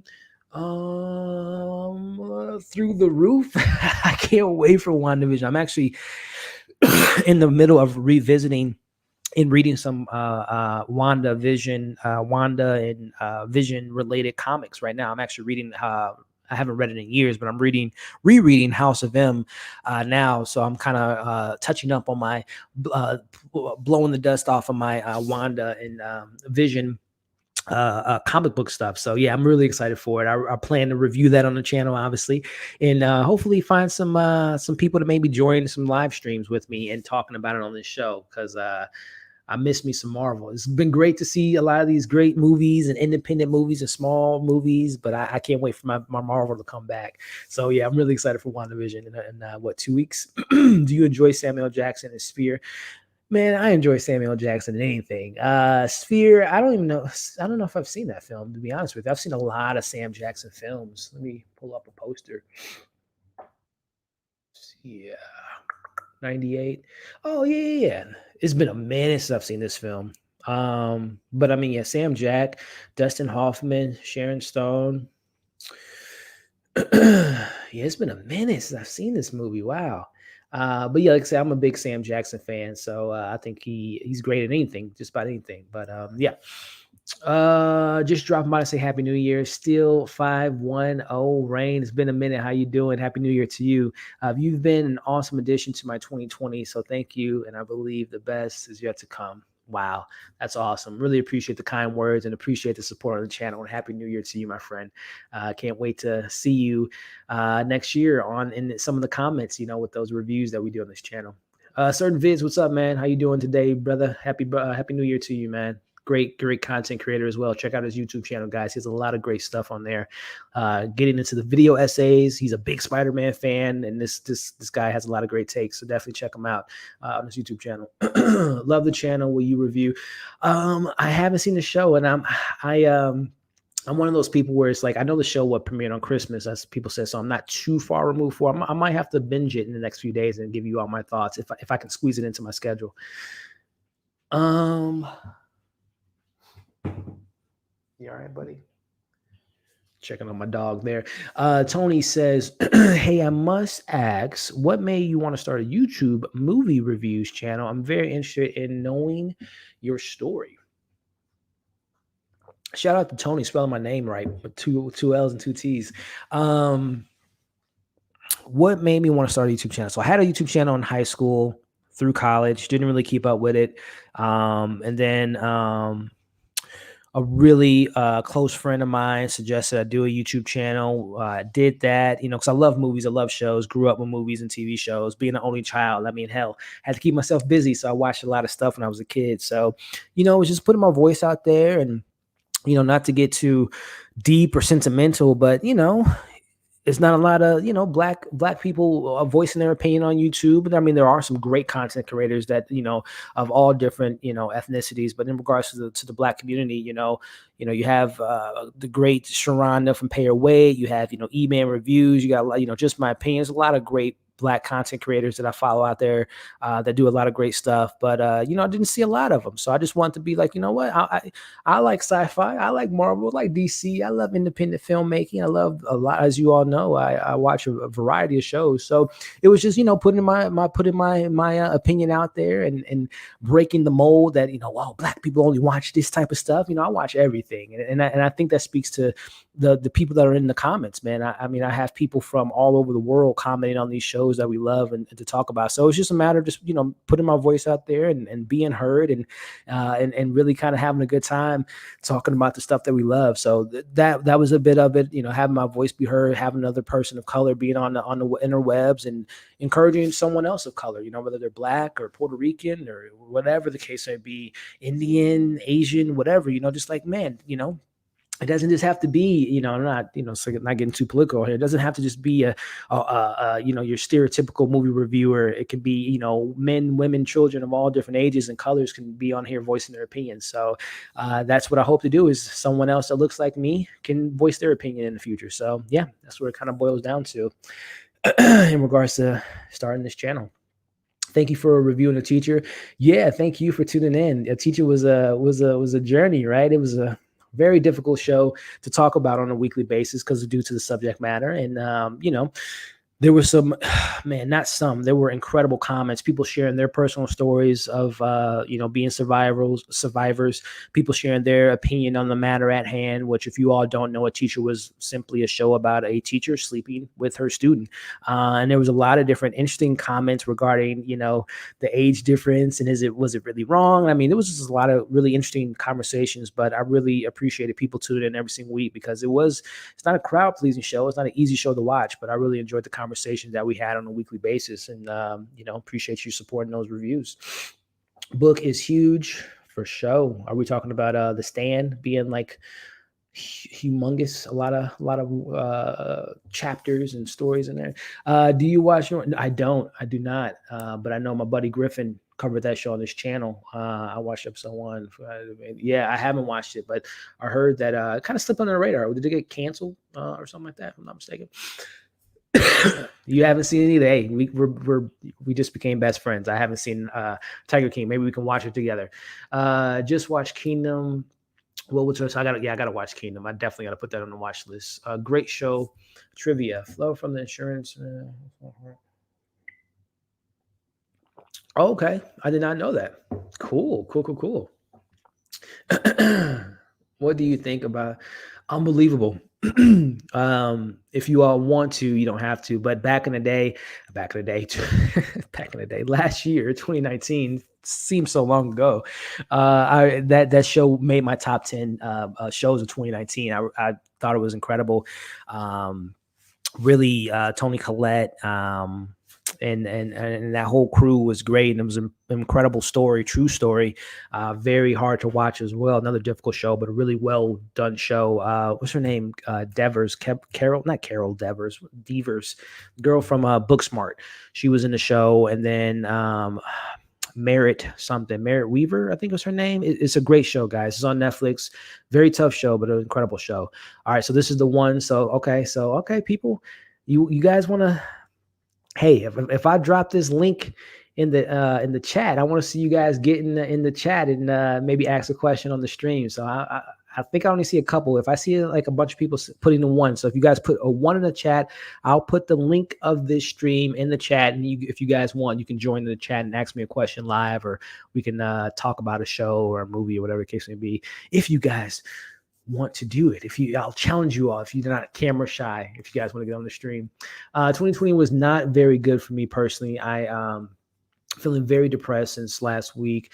There's been a lot of drama that going on in my family, especially with my sister, which I don't want to get into. Well, Tony Moon Trappy, I hope everything's all right with you and your family.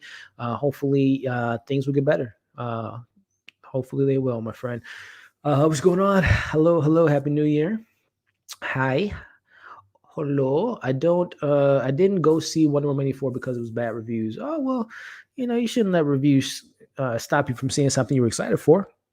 Which, speaking of Wonder Woman, I got to keep plugging this because I want to have a lively discussion with this tomorrow. But tomorrow, ladies and gentlemen, if you guys have been in the stream, I've brought it up quite a few times, but I'm really looking forward to it tomorrow because I got some amazing people joining me tomorrow. But tomorrow, as you can see here, at 7 p.m. Central Time tomorrow, myself, Griffin from Film Speak, Kalina, Chris from Taste Take, will be doing a live watch along for HBO Max, Wonder Woman 1984. So we're going to be breaking down the film, talking about all the pros, the cons, the criticism behind the film, our fandom of Wonder Woman, the future of DC, our favorite DC films, and just whatever comes up in the conversation. We're going to be chatting about it. So that is tomorrow at 7 p.m.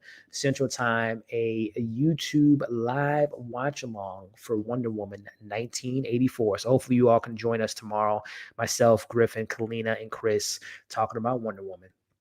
All right. So thank you so much for the super chat, my friend. Really appreciate it. Traveler Forever says, you are an amazing person. Thank you. And a terrific reviewer. Thank you. You are a fair, thoughtful, and chill. Wish you the best for 2021 and good fortune and new adventures. Traveler Forever, thank you for the super chat, but also thank you for the kind words. And thank you for being a supporter and a part of the Movie Files community. And Happy New Year to you. The best for you and your friends and family of 2021. And hopefully we can see more of you in the comment section. And hopefully you'll check out Dark and let me know your thoughts about it, my friend. But thank you so much for the kind words and super chat. What do you think about the defect? Oh, we talked about that earlier. It was noticeable. It didn't take me out of the moment. I was still like blown away by seeing Luke Skywalker appear that moment, but it was noticeable. Like I said earlier, knowing that Peyton Reed, did such a great job with the de-aging of Michael Douglas and Michelle Pfeiffer and Ant-Man and the Wasp. I was kind of surprised that it wasn't as clean as those were. So, but who knows? Maybe this was one of many appearances from Luke Skywalker on The Mandalorian and future shows of Disney Plus. So, oh, The Office is going off Netflix. Yeah. Do I care? Do you care? Yeah. That is my favorite comedy of all time. I love The Office. And do I care? Yeah, I care because the convenience factor of just popping on some of my favorite episodes. But, with it being my favorite show, one of my favorite shows of all time, my favorite comedy of all time, I own all the seasons, so I can just, just get my lazy ass up and put it in a DVD player. But no, like I said, the convenience factor of just pressing play and going to Netflix is a lot easier. But luckily, like I said, I own all the seasons, so I'm not too heartbroken by it. But yeah. Do you think the upcoming movie American Skin is too controversial to make it commercially? Black Skin, what is that? Or American Skin? That's the BT original movie with I can't think of the dude's name right now, but yeah, I remember seeing that trailer. Controversy, yeah. I mean, because obviously, the subject matter. If you all don't know, this film is there is a Nate Parker, I think his name is. His son gets killed by, I believe his son get killed by a white police officer. He's black. If you guys don't know, Nate Parker's black, and he has a black son. And his son is killed by a white police officer, and he takes it upon himself to hold a police department hostage, him and amongst his other friends. And it's man, it looked powerful. When is it coming out, by the way? I don't remember when it's the release date for it, but yeah, I mean, obviously anything revolving around that subject matter will be very controversial. But again, man, film, movies, shows, people want to voice their opinions. And, Nate Parker wants to tell that story and kind of, show what it's like for someone to, if you can't get heard, sometimes you gotta, I'm not condoning this by any means, obviously, but I'm just saying sometimes people, you know, if the shoe was on the other foot, and if someone, if we continue to just ignore the injustices, and I don't want to go into this whole conversation, but to continue to ignore stuff like that, people will take actions. And again, not condoning that, not advocating violence, but it's a very interesting film. And again, I wonder when, I'm gonna look it up right now to see when it comes out. But I was like, whoa, that's gonna definitely spark a lot of conversation. But again, I think it's on like BET, so I don't know if it's getting a lot of publicity. Yeah, it came out. Apparently, it came out last year, and apparently it didn't do that well. So 14% on Rotten Tomatoes, and a 4.4 on IMDb, and a 1 out of 5 on IndieWire. So, oof. It premiered at Venice last September. It will be releasing in 2 weeks. Okay, on Vertical Entertainment. I might have to hit up Vertical, my link on Vertical, and see if I can get a screener for that and see what it's all about. But it didn't get the best reviews. So yeah, Nate Parker's, and yeah. Did he direct this too? Yeah, he directed it. But yeah, I know films like that with a serious subject matter like that, if it's handled miss poorly, sometimes doesn't really stick the landing. We Only Children Are One of a Kind. Apologies late here. Going to bed. All right, cool. Have a good evening and a happy new year to you. Did you get slight horror thriller vibes from the movie version of A Teacher? The camera angles. Horror, man, that I did not like that film when you saw my review for it. Horror vibes. Yeah, I can see what you're saying. I think the what was her name in the movie? Diana. She was so like stalkerish. So yeah, she was obsessed with Eric in that film, and I didn't think she was gonna like do anything violent, but I mean, she was on the brink of madness in that film when things played out the way they did. But horror vibes, I mean, yeah, it's a scary situation, to put yourself in the situation that she was in. And again, you can see my review for, I wasn't a big fan of the Eric character in there, but yeah, I mean, she that film, I don't know, it left so much. It almost like made the audience like, I think they were trying to make you feel bad. I don't know. I wasn't a big fan of The Teacher, but yeah, some of the stuff was kind of horror thriller ish moments, but not a really good film. One thing that you should know about me as a person is I actually have a little bit of a high functioning autism. Oh, okay, I did not know that. And I appreciate you sharing that, Tony Movie. Hey, what's going on, man? Happy New Year. All right, so we got a couple ones. So you know what? Can you share links in the chat? I don't know if I can. Let me see. I'm gonna invite people. Put the link. Go here. I'm gonna put the link in the chat. See if it will allow you to. I don't know if it'll allow you. I just put the link in the chat. I don't know if it'll allow you all to click on the link. If not, I'm just gonna go on the studio and put it in the description. So again, I mean, a lot of people said they want to get on here. So I'm gonna, if you guys, let me check on here right quick. Let me see how the link appears. Yeah, it's clickable. So yeah, if you guys want to join the chat, go ahead. I just put the StreamYard link in the chat, guys. So if you want to jump on the stream and ask a question, by all means, I invite you to come in and be, cool. Don't be all weird or camera shy. We're all friends and family here. So let me get my headphones all set up here. But yeah, if you guys want to ask a question live on the stream, if you guys want to, talk about your favorite movie or favorite show, or recommend a show or a movie, by all means, click the link in the chat. Like I said, it is right there. So let me know, because like I said, I went on YouTube and it looked like it was a clickable link. So let me know if you guys are able to click on it, and we can have a conversation. I would love to see your face, hear your voice. I read you guys have so many great comments. I would love to see those your face and hear your voice of those comments you guys leave. So like I said, the link for the live stream is in the chat now. So if you guys want to join, by all means, you are welcome to join the conversation.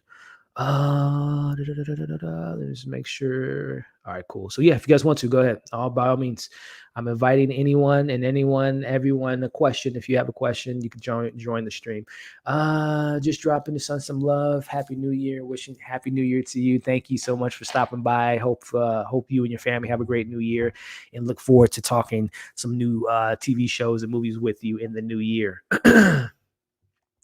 Happy New Year, Elliot from the UK. Happy New Year to you.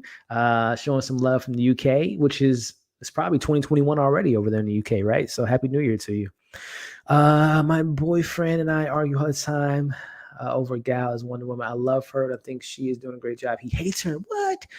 Hopefully we'll get. Are you watching? Yeah. I love Gal. So yeah, definitely join in tomorrow because I love Gal Gadot. She's again on my Mount Rushmore for uh people that were born to play roles. She like truly to me is Wonder Woman. Thanks for making me excited every week for a teacher reviews. Keep the great work coming through 2021. Have a great new year. Thank you for tuning in, Jimmy, on those reviews, and thank you for the support, my friend, and happy new year to you, man. I can't wait to dive into a new show and breaking it down with you all. What do you think of the Murder of the Beach, Middle of the Beach? Murder of the Middle of the Beach. What is that? Is that HBO show? Let's look it up. Murder on the Middle Beach. I don't know what it is actually. No, oh no, yeah. This HBO show with the guy who's his mom. I think his mom was murdered. It's on HBO, right? Yeah. A young man is determined to solve an unspeakable crime and absolve the people he loves while looking for answers within his fractured family community. Yeah, I think this was the show about his mom was murdered and they never found out who did it or something like that. Yeah, I haven't seen it, so I didn't really hear too many people talk about it. Is it good? Let me know if it's a good what is it? What do they call it? True crime. Have you seen The Girl with All the Gifts? No, that's a zombie movie? Little girl zombie. The Upside Dan. What up, Upside Dan? What's going on, man? Happy New Year to you, Dan. Infuriated me. Also, wasn't that good? You have to watch it and comment. Yeah, I mean, if it's not that good, I don't know if I want to check it out. But yeah, so like I said, guys, if you guys want to, you don't have to, but if you ain't camera shy, if you want to say hi, the StreamYard link is in the chat, ladies and gentlemen. So if you guys want to hop on here for a quick second or two and ask a question or share your favorite moments, favorite trailer, favorite show, favorite movie of 2020, by all means, click that link and join in and we can say what's up to you. Again, you guys have so many great comments and so many great conversations we have. I would love to put a face to the name or a voice to those comments because like I said, I appreciate all the love and support. But also I'm pulling up some, like I said, guys, if you guys want, the StreamYard is in the chat. I'm pulling up, I got some questions via Instagram while I wait for you guys to submit some more questions. Let me pull it up here. Let's see. Let me pull up some questions that people sent me via IG. Tri Burrow's first question here was worst horror film this year. Fantasy Island definitely comes to mind. Tri Burrow. Let me pull up my ladder box. Pull up a list of some other films here. Movies of 2020. Yeah, definitely Fantasy Island for a horror film. Did not like that at all.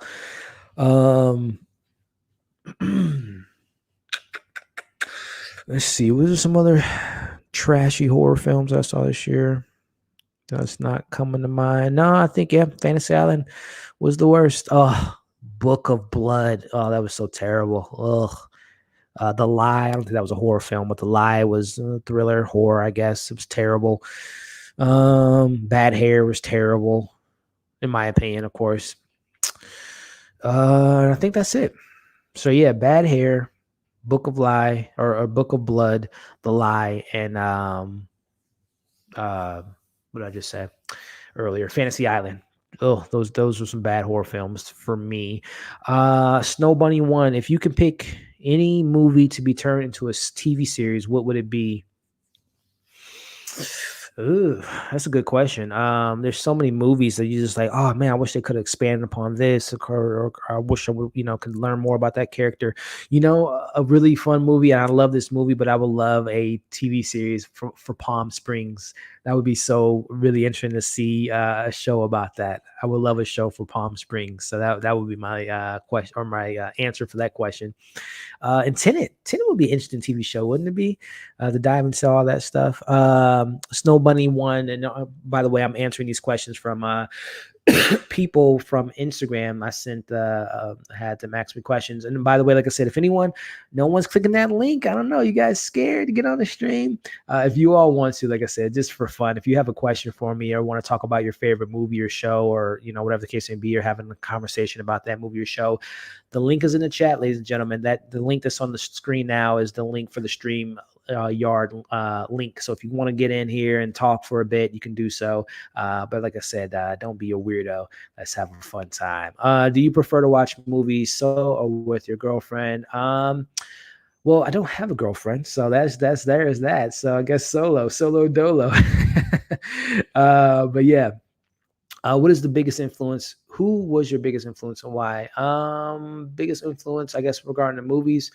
Um, I don't know if I love a bunch of actors and directors, but as far as like, I don't know what the question is pertaining to, like starting a YouTube channel, maybe, I'm not sure. But, when I used to be sports, I was a big fan of, Kobe, MJ, those come to mind. And then for movies, seeing people, growing up, Denzel Washington, Sam Jackson, Will Smith, for some people that I grew up with in the 90s. So, yeah.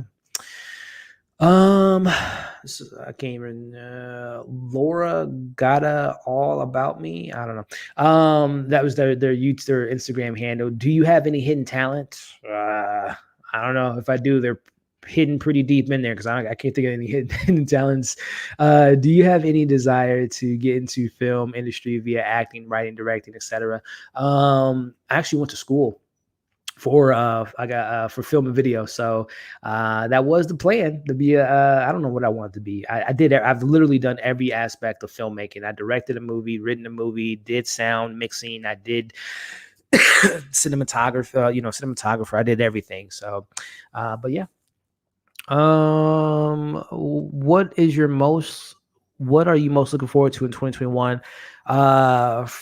Good health, vaccine for everyone, to get this pandemic away. And then as far as like entertainment, just, I'm excited for the Marvel stuff. I'm excited for, the next big independent film, the next great show. So it's a lot of good stuff I'm looking forward to. Favorite movie in 2020? Can't answer that because I'm going to be doing, and also there's another question, favorite series in 2020. Those are the videos I'll have coming in a few days, so I don't want to give away those. So cool.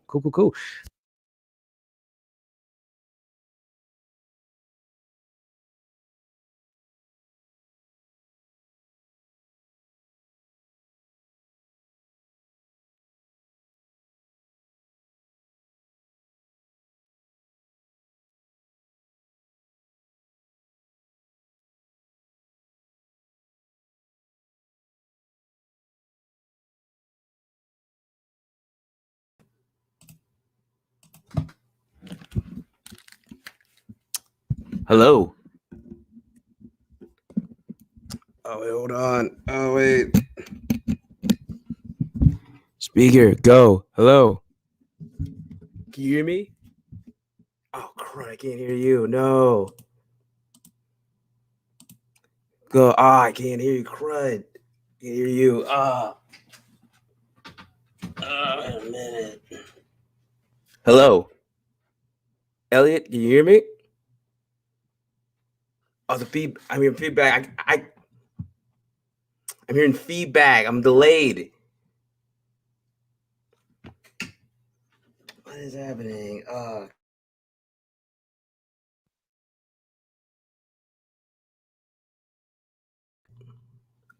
Hello? No, I can't. Got it.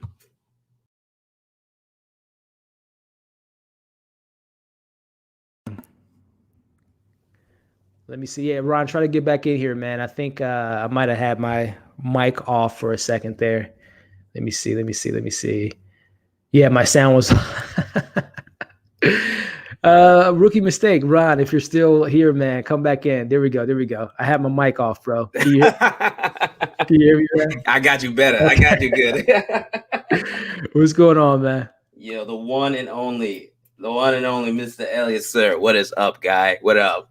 Hey, man, just ready for this new year, my friend. What about you?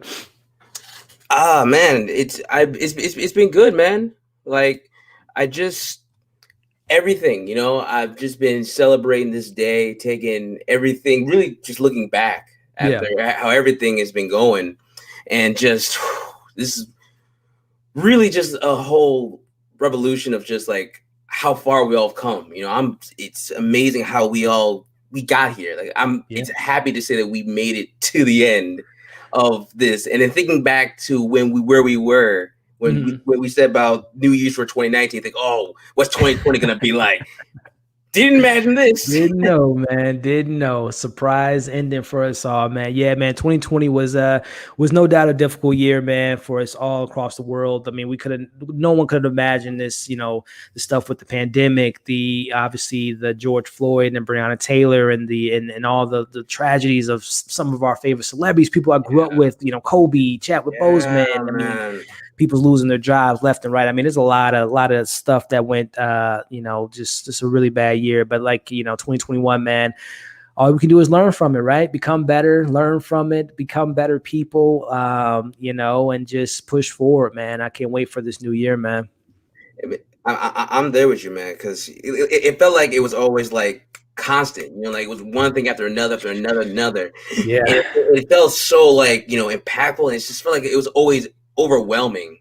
But just like you said, man, like, and then in all the darkness, man, there's always light, and seeing not just you, but so many people who, y'all did your best to put a smile, man, to put a smile on people and just make their one day being trapped and losing their dang minds in their houses, and just giving it just something just to enjoy, whether it be ranting on a movie or you just talking about what you enjoyed, and y'all did that. And that says a lot about y'all, man. Yeah, and amen. It goes two ways, man. You know, with YouTube space, as you know, Ron, with you're an incredible interviewer, you're an incredible voice actor, man. I can't wait for the stuff on your horizons, my friend. But yeah, man, it's just not only making these videos are fun, but it's fun interacting with people, man, and chatting about the movies and shows that we all love, and discussions like, oh, I didn't even think about that. I mean, the comments are just so great, man. So it's a two-way street, man. Being us being content creators, we put a lot of time and efforts in these videos, and then just seeing the response from the videos and the comments and the people you meet across the world. I mean, there's people that's been in these that's on this live stream that live in Europe, live in the all across the country. So it's just crazy that this internet can be a dark and scary place, but it's a place where we can right now during this time come together and just have a good, safe environment and some good conversations, man. So it's given a curse, the internet, man, but there's a lot of positives, just like it is, and a lot of ups and downs, like it is in everything in life. But yeah, man. And man, that's the God's honest truth. And before I let you go, man, because you said we can come, whoever comes on here, they can ask you a question. For sure, man. Nobody wanted to do it, so no one wanted to. Rob came in. Who am I? Who am I not to come and jump in and ask him a good man? Okay, so I gotta ask you this, man. All right, now look, no restrictions. Okay, I want you to be as authentic as you can, and I want you to boast yourself. So please just go out like crazy. No rules for 2021.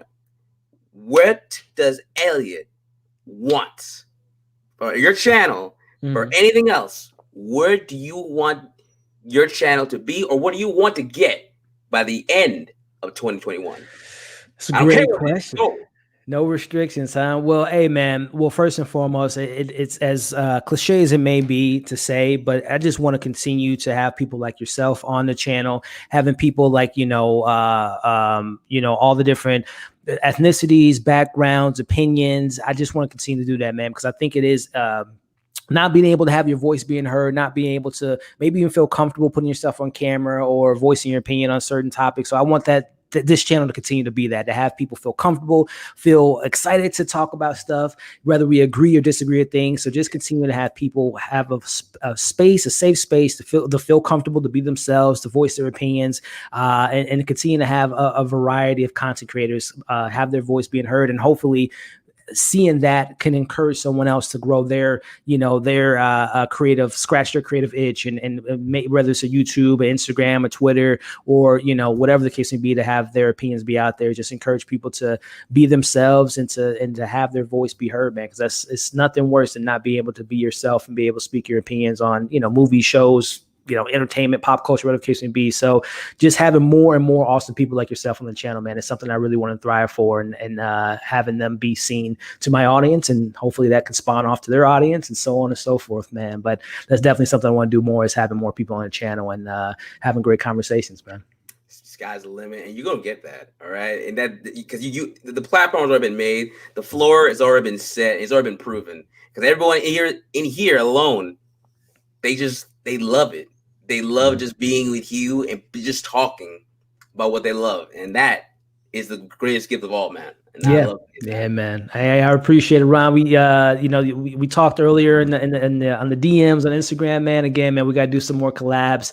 I got some, like I said, bringing more people on the channel, man. Some more live streams, man. So, ladies and gentlemen, if you guys don't know this man, Ron E. Smith, he's a great guy. He has his own YouTube channel. Check it out. Hey, Ron, stage is yours, man. If you want to plug anything as far as content that we can expect from your end on 2021, man, what can we expect from you, man? Oh, you threw me the alley-oop, and I got you, brother. Hey, as the great man just said, man, my name is Ron Lee Smith, and y'all just want to see some good interviews, come over here, and you'll see me talking to good people, good content creators, athletes, voiceover artists, anything in between, and just hearing their journey and everything, how they gotten there. And also, too, down the road, you will be seeing some sport content there as well, much more. Just like that, stay tuned. 2021's coming, and we all elevating. Yeah, man. Awesome, man. Hey, Ryan, like I said, man, we'll be chatting soon, man. I want to see you back on the channel. And again, if you vice versa, I would love to be back on your channel talking anything, man. So you have a good new year, Ryan. I appreciate you coming on, man. God bless you, man. You be safe, man. All right, man. You too, man. All right, ladies and gentlemen, there he was, the man himself, Ron E. Smith. As you can see, the guy is great. Like he said, he does cover some sports. He does incredible interviews. He's a voice actor, and this guy, the world doesn't know what they got coming in 2021 for Ron E. Smith, ladies and gentlemen. So check him out on YouTube. He's a great guy, as you can see, and hopefully we'll get him back on the channel sooner rather than later. So again, if you guys want to, Ron just kind of set the stage, guys. If you want to come on here, we're not gonna we'll probably go for another 20, 25, half hour. If we get some people on the stream, if you guys want to jump on, we can talk. But like I said, guys, the stream link is in the chat. Let me put it in there again, just in case it's a little bit further up on the stream. Let me grab the link, copy, paste, and there you go. So I just put it in the chat, ladies and gentlemen. Like you just saw my man Ron come on here. If you guys want to, this is the stream.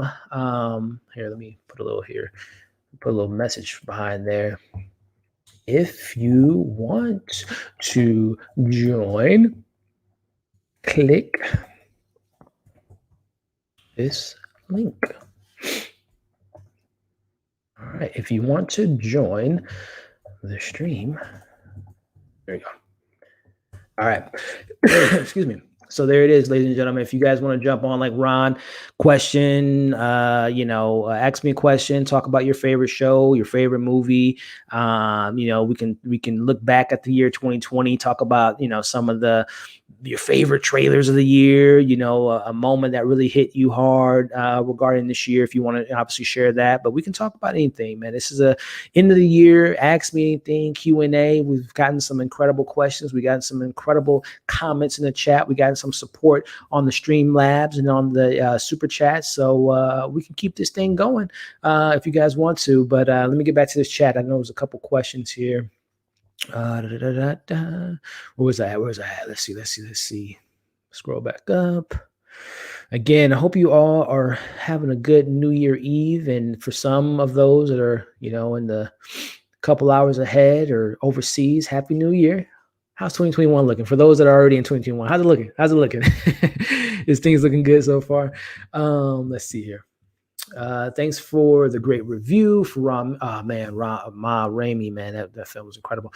A teacher, what do you think about Netflix series Glow? Happy New Year to you and your family. Happy New Year to you and your family as well, my friend. Glow. Believe it or not, I haven't seen it. I know, right? Like, what am I doing? What am I doing?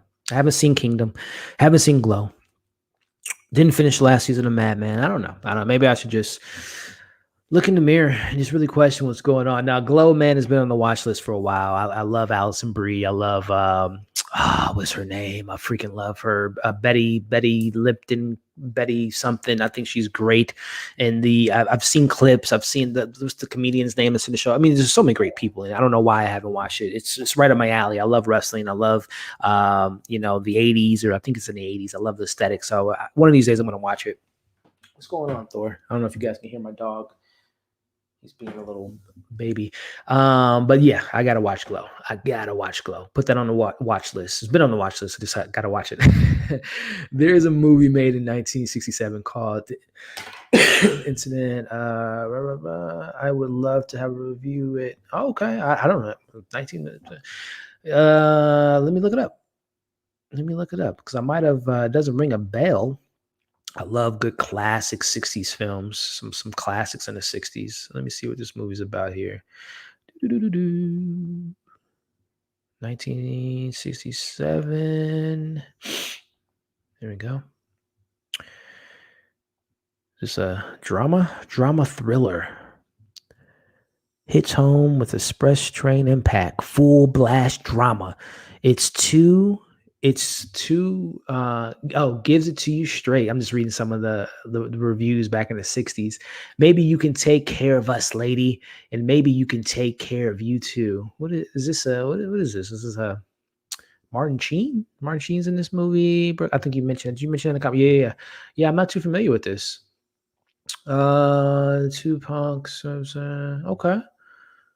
Okay. Got some legends in this film. I got this all up in my face. Like I don't got my glasses on. Okay.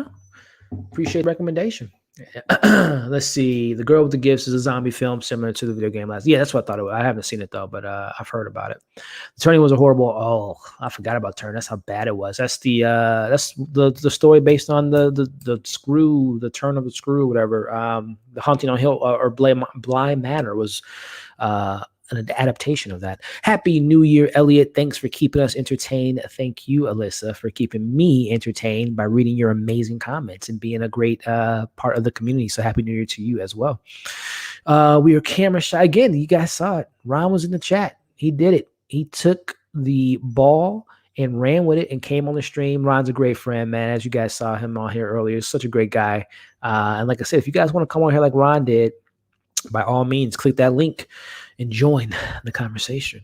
Let's see. This year has been a dumpster fire. Yeah, Kobe died on my birthday. Oh, I was devastated. Yeah, man.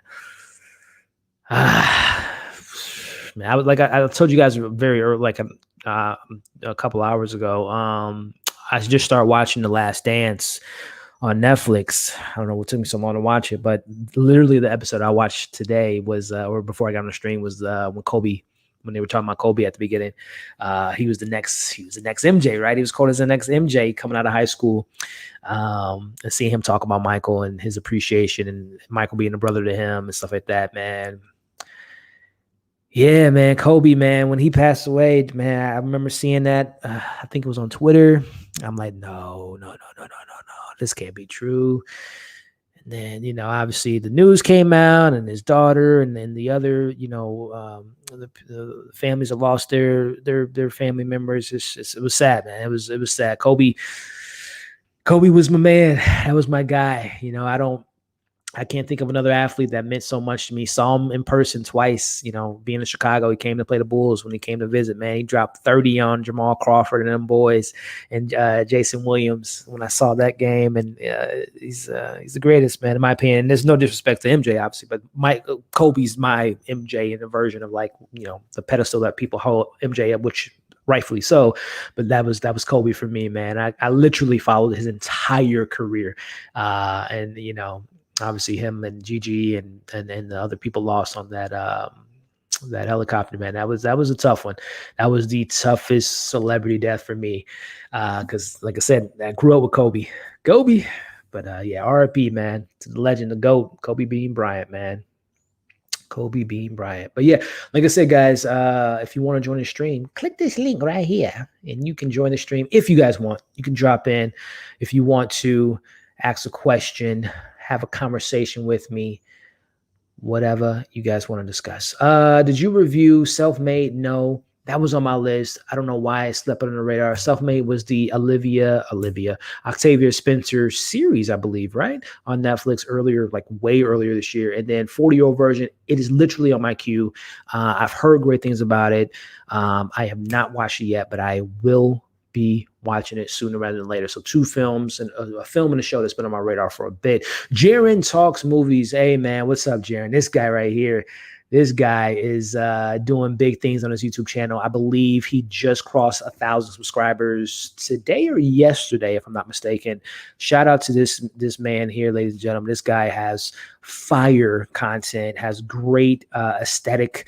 Again, my aesthetic looks like I'm in a freaking prison.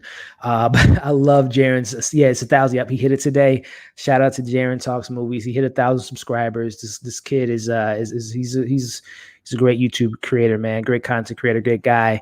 And if you guys haven't already, check out his channel, man. This guy's some great content, ladies and gentlemen. But Jaren says Sally couldn't hop on, but wishing you a happy new year. Happy new year to you. Watching you grind has been incredible, and can't wait to see what watching you grind, man, has been incredible. And shout out to you, man. Keep it going, keep it pushing. Can't wait to see what 2020 has for us with Jaren Talks Movies. He's gonna be dropping that fire as he normally does. So shout out to him, man. If you guys haven't already, check him out. He brings up, Kobe's my favorite athlete. No wonder we get along so much, man. You got, Kobe. When my brother told me, I yelled out in line, yeah, remember sobbing and tired. Yeah, man, dude, don't even get me started on that, man. Still crying to this day, man. Kobe was my guy. Shout out to his, thoughts and prayers to his family, man. Man, that was the one for me, so it's 2020 as far as, celebrity deaths and, artists, singers, actors, legendary people. Kobe, that was the one. That was all of them. I mean, losing anyone, obviously people passing away is obviously tragic to see, but in regards to just like that, that celebrity that passed away, the Kobe, that hit me hard. It still does. Not only a great athlete, but a great man in general. Yeah, man, 100%. The Stan miniseries look good, but I think the 90s series, okay. Yeah, I haven't seen either one of them. I don't have H or CBS All Access. And I haven't seen the miniseries either. But I know it's a pretty thick book. So Stephen King, he's one of the greatest. Does Jack Black look popular with or without a shirt? Just a quick question. Let's see. Steve. Let's see. Is Jack? Because I know he had a beard for a while, didn't he? For during the pandemic and all that. Let's see. Jack Black. Let me pull up a picture of him without the beard, because I think he has a pretty fierce beard going right now. Let me go on his IG. As soon as I pop it up, it's like a Google questions or something like that. Where's his IG? Jack Black is great, man. School of Rock, one of my favorites. Let's see, Jack Black. Did he shave his beard, by the way? Here he is. Jack Black. Let's see what he's up to. Making some funny videos. What's he got going here? I'm on his IG right now. Yeah, he's pretending to be Iron Man. Oh, he shaved it. Okay. I remember the WAP video. That was hilarious. Yeah, I love Jack Black. To answer your question, which one do I prefer? Whatever Jack Black wants to do is what Jack Black will do, and I will support it. I grew up with Kareem, Dr. Dre, and MJ. Yeah, those are legends. Legends right there, man. Dude, I talked about it earlier, man. Basketball was my favorite sport. I used to hoop all the time, like 24/7. Growing up as a kid, where's the closest gym? Where's the park? Let's go hoop. I don't care what time it is. You got a ball? Let's go to the court. I was like addicted to sports growing up. As I got older, the ladies got more, got into more in my interest in sports and so on and so forth, and kind of lost the passion of sports. But man, growing up, that was, hooping was like my life. Wake up, ball, go to sleep. Where's the ball? Let's go hoop. I used to hoop all the time, man. So yeah, those are some legends right there. And I still watch NBA basketball, not as much as I used to. Once Kobe retired, I kind of, still followed it. Steph Curry and Golden State, love the way they play ball. Shout out to Steph Curry. Hopefully we can get the Warriors into the playoffs this year, and hopefully we can get Klay Thompson back next year, stronger and better than ever. Draymond gets back this year. We got a nice little team out there. I say we, like I'm, repping Golden State, but that's probably one of my favorite teams since the retirement of Kobe. I just love the way they play, and Steve Kerr, he's a great coach. Talking about the Bulls earlier, that being from Chicago, big Steve Kerr fan. So, and of course, GOAT James, man, he's the greatest, right? In regards to in this generation, like I said, Kobe, he's not Kobe level, but LeBron, much respect to him. He just had his birthday, 36 years old, still has his athletic ability is insane, something that we've never seen before. But those are some legends. And like I said, I can talk basketball all day, every day. Thank you so much for the super chat. What do we got here? We've got to get in the background. Start with the twinkle. Yeah, the background. The background. It is what it is, right? I'm not a big collector. I don't have the Funko Pops. I have posters, but I don't hang my posters. I just have them like in my closet, all neat and in the corner. But I don't know, man. Yeah, that's something I always kind of wanted to, I don't have that creative gene to kind of have like a nice set, like some of my fellow YouTubers out there. But who knows? Who knows what 2021 has up my sleeves? I might put like literally like a picture like right here of a movie or something. But no, it's part of the aesthetic is intentional. It's just more or less like it's a conversation. And I don't want to have a bunch of stuff in the back distracting you all, my Blu-ray collection or whatnot. But who knows? I might add some new flavor to it. Might switch up the scenery. You might see me shoot a review outside. I don't know. No, but yeah, it's pretty plain, pretty bare boned. But we'll change that maybe one day down the road. But thank you so much for the super chat. Yeah, Walt. Yeah, he was that's a legend, man. That's a legend. But all right, you know what? I think we're at the 2-hour mark. I can't believe it's been 2 hours. I know I got to take my dog out before he loses his mind. And also, I'm gonna probably watch a movie tonight.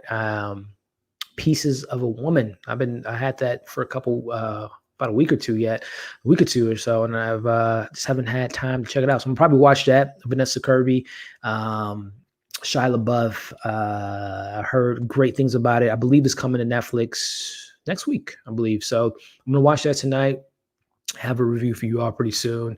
Like I said earlier, for another quick plug here, we will be going live tomorrow night, 7 p.m. on the channel here. We'll be doing a watch along for the one and only Wonder Woman. Pull up here. Yeah, that's tomorrow. There it is. Ladies and gentlemen. If you haven't already, click that little button there, a little reminder. So you can get the alert from when we go live. We're going live tomorrow at 7 p.m. Central Time. Myself, Griffin from Film Speak, Kalina, who's also a contributor to Film Speak. She conducts incredible reviews and interviews on Film Speak, and she's also a film critic herself. So she'll be joining the panel. My main man, Chris from Taste Take, will be on the channel, and there are one or two more people that I have to hit up that I am hoping can make the stream tomorrow and have a good conversation with. So it's going to be a lot of fun. I know the film has had its, like losing my voice, has had its, ups and downs in regards to the criticisms with the film. And, rightfully so. There are some moments, and we'll talk about it tomorrow, but there were some things that didn't work for me. But I'm really excited to talk about it with them. I kind of know Griffin's point on the film. I haven't heard Chris's take. I believe Kalina really enjoyed it. If you all don't know Kalina, if you follow Film Speak, again, he has a great YouTube channel. Been a big fan of his for a while. Really excited to talk to him tomorrow. But she is a big Wonder Woman fan. She actually had the opportunity to speak to Gal Gadot on comicbook.com. They did like a thing a couple weeks ago before the film came out where, big fans of Wonder Woman came on to like a little video chat with my main man, was named BD. I can't think of his name. Brandon, I think his name is. I can't think of his last name right now, but he's a great interviewer. And Brandon had these big Wonder Woman fans on the panel. And, they was just like, tell us your what makes you a Wonder Woman fan. I'll probably play the clip tomorrow just to put Kalina on the spot. But she had the opportunity to talk to Gal Gadot about her, how much she means to her and how much of a fan she is of her. So it's going to be really cool to get Kalina on the stream tomorrow, because I think she has great opinions. She's a lot of great energy, and really excited to have her on the panel. So again, Kalina, Griffin, Chris from Taste Take, who I'm a big fan of Chris's work. He has such a great YouTube channel. Again, I'm very big fans of these people tomorrow. So they'll be on the panel tomorrow. And there is 2 more people that I'm hoping to get on the panel that I'm big fans of as well. So tomorrow, 7 p.m. Central Time on this YouTube channel, myself, some amazing people will be watching this film, Wonder Woman 1984, which is, of course, streaming on HBO Max. So hopefully you all can tune in tomorrow. You're not too, hungover for tonight's festivities of New Year's Eve and drinking the champagne. And all that stuff for the celebrating New Year. So tomorrow, 7 p.m. Central Time, Wonder Woman 1984 live stream watch along. All right, Tony Movie Chappie, going to bed. Have a good night. Happy New Year to you, and hopefully you can join in tomorrow, man, for the live stream. All right. Okay, maybe a just a plant, just like one plant. Yeah. Happy New Year to you as well. Okay, bye. I gotta catch you on the flippity flip side. Have a good night, man, and happy New Year. Happy New Year. Happy New Year. See you tomorrow. Can't wait. Look forward to seeing you. Can't wait. Cool. Have a happy and successful 2021 to you and your family, you as well. And look forward to seeing you in the chat. So I think everyone's kind of winding down. And I'm gonna wind it down here to take my dog out and watch Pieces of a Woman. So if you all don't have any other final questions, if no one wants to pop in and ask a question or whatnot in the stream, I'm going to give it another 5 minutes or so and wrap this thing up. So in the meantime, again, just a quick little plugs, if you may. Tomorrow, 7 p.m. Central Time, myself and an amazing group of amazing people will be watching Wonder Woman 1984 here on Movie Files. The movie is available to stream on HBO Max, and we'll be talking about that movie tomorrow. Also, tomorrow, I'll be dropping my movie and TV bucket list. This is a series of videos I do every single month at the beginning of the month, just highlighting the new releases on Netflix, Amazon, Hulu, Disney Plus, all that stuff. So that'll be dropping tomorrow, so you all can stay up to date of what's coming out next month and what videos I'll be reviewing next month. So that's something I'll be dropping. And then what do we have over the weekend? What else do we have? Oh, I'll be dropping my top 10 favorite Netflix movies on Saturday. Sunday. I still gotta edit the video, so that's gonna be coming on Sunday, and then I'm gonna be probably recording a couple reviews, Pieces of a Woman.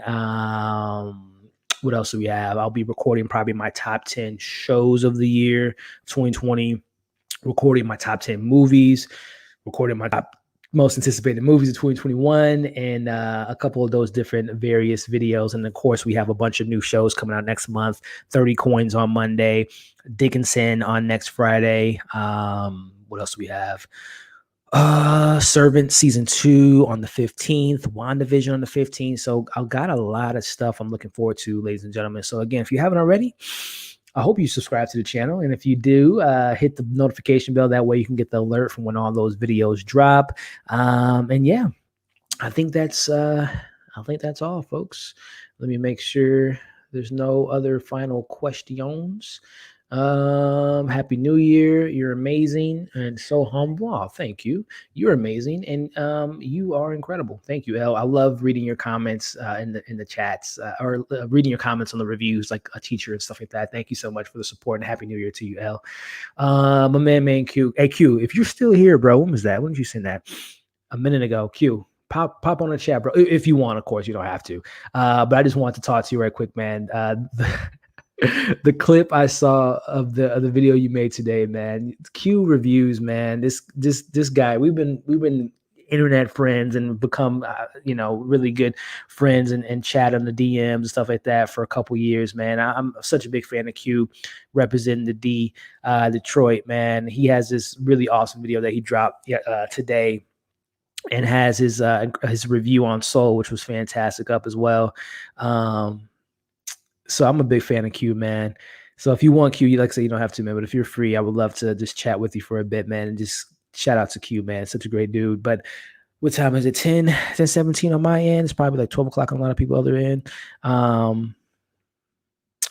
am gonna go ahead and and give you a couple more minutes. Like I said, if you guys have any other questions besides that, again, I guess I'll wrap it up. Me to hop in the stream. If you want, bro. If you want, like I said, the link is here. Let me copy and paste it. Let me copy and paste it. If you want to Q, click this link here, and it's gonna bring you into the StreamYard. Excuse me. And if you, like I said, you don't have to Q, but if you want, I just put the stream link in the description or in the chat, man. If you want to hop on for a second and just chat with you for a bit, man, get your takes on some of these films coming out in 2021 or whatever the case may be, man. Haven't talked to you seen your face in a minute, heard your voice in a while in one of these streams. So just want to see what you're up to. If you want to, you don't have to, bro. But Q, if you got the time, pop on for a second. Wish you a happy new year. But yeah, wrapping up, guys. If Q pops on, we'll see. But I want to thank you all for 2020. Again, we all know what this year had for us. It was just a lot of us were dealt a bad hand. The world was dealt a bad hand, to say the least. And I think what 2021 can be is you don't forget what happened this year, right? You can never forget what just happened this year, all the stuff that went down. But what we can do is learn from what happened in 2020 and grow from it, become better, putting every day, become a better person, man. And putting people and looking out for others is always good. Making one person happy a day can be something to strive for every day. So 2021, hoping for a great year, hoping for on a more positive note on the entertainment side, great movies, of course, great shows, of course, and just a lot of fun things coming this year. So again, man, 2020 was a great year for Movie Files. We covered a lot of great shows, some other stuff that wasn't that great, but nonetheless had some great conversations discussing those movies and shows. And again, man, I can't thank you guys enough for just the continued support. There's so many great content creators out there, and there's so many great things to hold you guys' attention. And the fact that you guys come in and watch the reviews and join the live streams and all the support you guys have on the channel, it is more than words, man. I really can't express the words how much gratitude I have for the support you guys give this channel. And 2017, September 4th of 2017 is when Movie Files was birthed, and 3 years later, man, here we are, on the brink of, just crossed 9,500 subscribers today, and be just a couple weeks maybe from crossing 10K, which will just be mind blowing. That 10,000 people like what I have to say is still kind of crazy to think, but again, I can't thank you guys enough, man. It's very humbling. It's very very appreciative of all the support in the community that we have built on this channel, and I can't wait for 2021 to continue to grow and to continue to have great conversations with you all, and continue doing more of these live. That's something that I want to implement to the channel as well, is more of these not necessarily Q&As, but yeah, a Q&A mixed in with some just great topics and discussions about whatever's going on. So that's something to look forward to as well. All right. So I think If Q again, if you want to hop on Q, let me know, bro. If not, happy New Year to you, my friend. Much success to you as well. I see the comment there. So if you want Q, I can hang on for a couple more minutes and chat with you for a bit, man. But if not, I understand, and obviously we'll be chatting soon and hopefully getting on some collabs pretty soon, man. But True Love, happy New Year. Looking forward to more wonderful reviews. Oh, it's going to be a lot of reviews coming next year. Trust me, True Love, and thank you for the support. But I think we're going to wrap it up. Ladies and gentlemen, happy New Year. Okay. Give me a second. Okay, hey, I'll give you a second. Give you a couple seconds. Q, go ahead, man. Take your time, bro. I would love to get you on the stream again. If not only if Q, but if anyone else, I keep saying, I feel like, I don't know. I feel like I can't think of what I feel like, but it's like, I'm going to wrap it up. But here we're still here, man. But yeah, I want to get Q on here for you again. Introduce you all if you don't know who Q is. He's going to pop on here in a bit. We're going to chat with him for a second and see what he's up to. But a great guy, great content creator. And Q, if whenever you get a chance, yeah, we'll get you in the stream and chat with you for a bit. Or if anyone else wants to come on too, I think you can have up to 6 people on Stream Labs if you guys want to pop in and ask a question or two before we call it a night. What would you review? Wait. Would you review video game movies like cutscenes? If I play video games, sure, but I haven't picked up a joystick.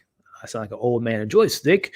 Back in the day, I haven't picked up a controller in years, man. I was a big gamer before, work and all that stuff kind of really took my time. But yeah, big into gaming, PlayStation all day. I went to the dark side with an Xbox 360 and had the ring of death, as they call it back in the day. And I never looked back. And I still had a PlayStation. I was like, you know what? Let me see what this Xbox is about. Halo and Gears of War. But once I got to the Death Ring or whatever it was called, I was like, I'm never going to Microsoft again.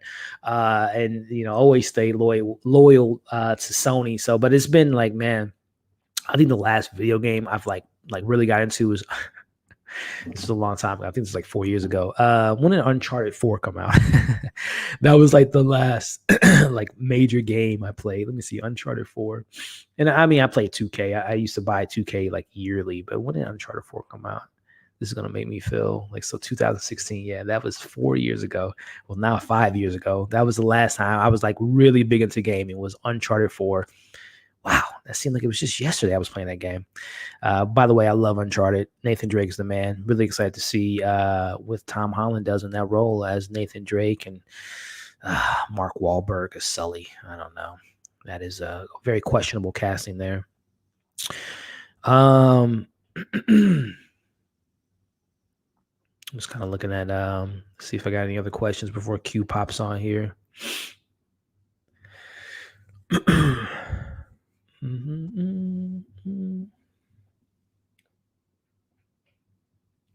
Wonder Woman 1984 becomes 2020's most streamed movie. Wow. Just kind of looking at some movie news here. Kevin Smith reveals the movie idea Warner Bros. Pitched him back in 96. What, around Superman? Okay. Yeah, man, I'm really excited for tomorrow's watch along, guys, to talk about the Wonder Woman 84 with the amazing people I'm gonna have on here. Let's see. Is there any more comments before Q gets on? Let's see. William. Oh, so to answer your question, William, I don't play video games, so I probably won't be able to. I mean, I guess you can watch the clips online, but I don't know. I wouldn't want to review a cutscene without having context of the video game. Just watched a movie called Paris, Texas. Damn, really good. Paris, Texas. What's that about, Connor? Paris, Texas.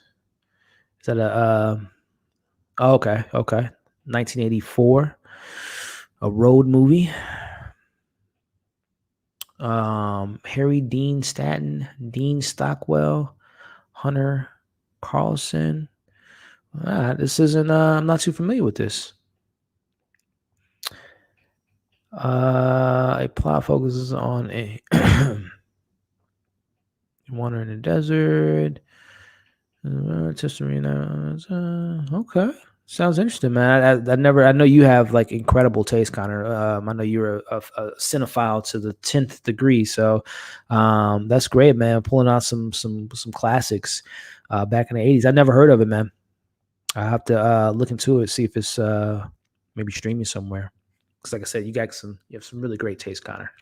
Also, random, but have you ever been in Spain or Chile? No, I haven't. That is something that was on the bucket list of 2020 was to travel more. I've state-wise, I've traveled to different, I've lived in different states, New York, born and raised in Chicago, but, lived in New York for a while, Atlanta, Iowa, and now I'm in Missouri. So I've traveled state-wise, but the only time I've been international was I went to Cozumel, Mexico for like 2 days on a cruise ship, but that was about it. But yeah, I want to go. Spain is definitely on the list, man. Chile is definitely on the list. Europe in general is on the list, and traveling South America and just around, traveling is definitely on the list, man. So I haven't been to answer the question, but one day, my friend. Sorry, my cam link is tripping. Oh, no problem. Q again, man.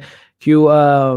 We'll be talking soon, man. I got some collabs I would love to talk to you about. Snyder's Cut, Justice League, watch along. I don't know, sometime in March.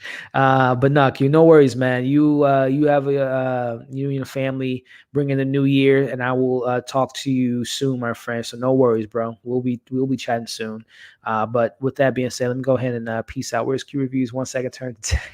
No worries. Q, some technical difficulties. No worries on that. We'll get Q on the channel. He's been on the channel before, and you'll see Q sooner rather than later. I'll say that. Favorite holiday movie? Sorry if someone asks.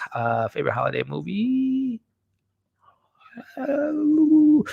Like movie around a holiday, like Christmas holiday. We were talking here. We were talking Home Alone, Christmas, Elf, Christmas. Jingle All the Way, Christmas, Thanksgiving movies. This was a good Thanksgiving movie. I don't know, nothing comes to mind. Halloween. That's a holiday.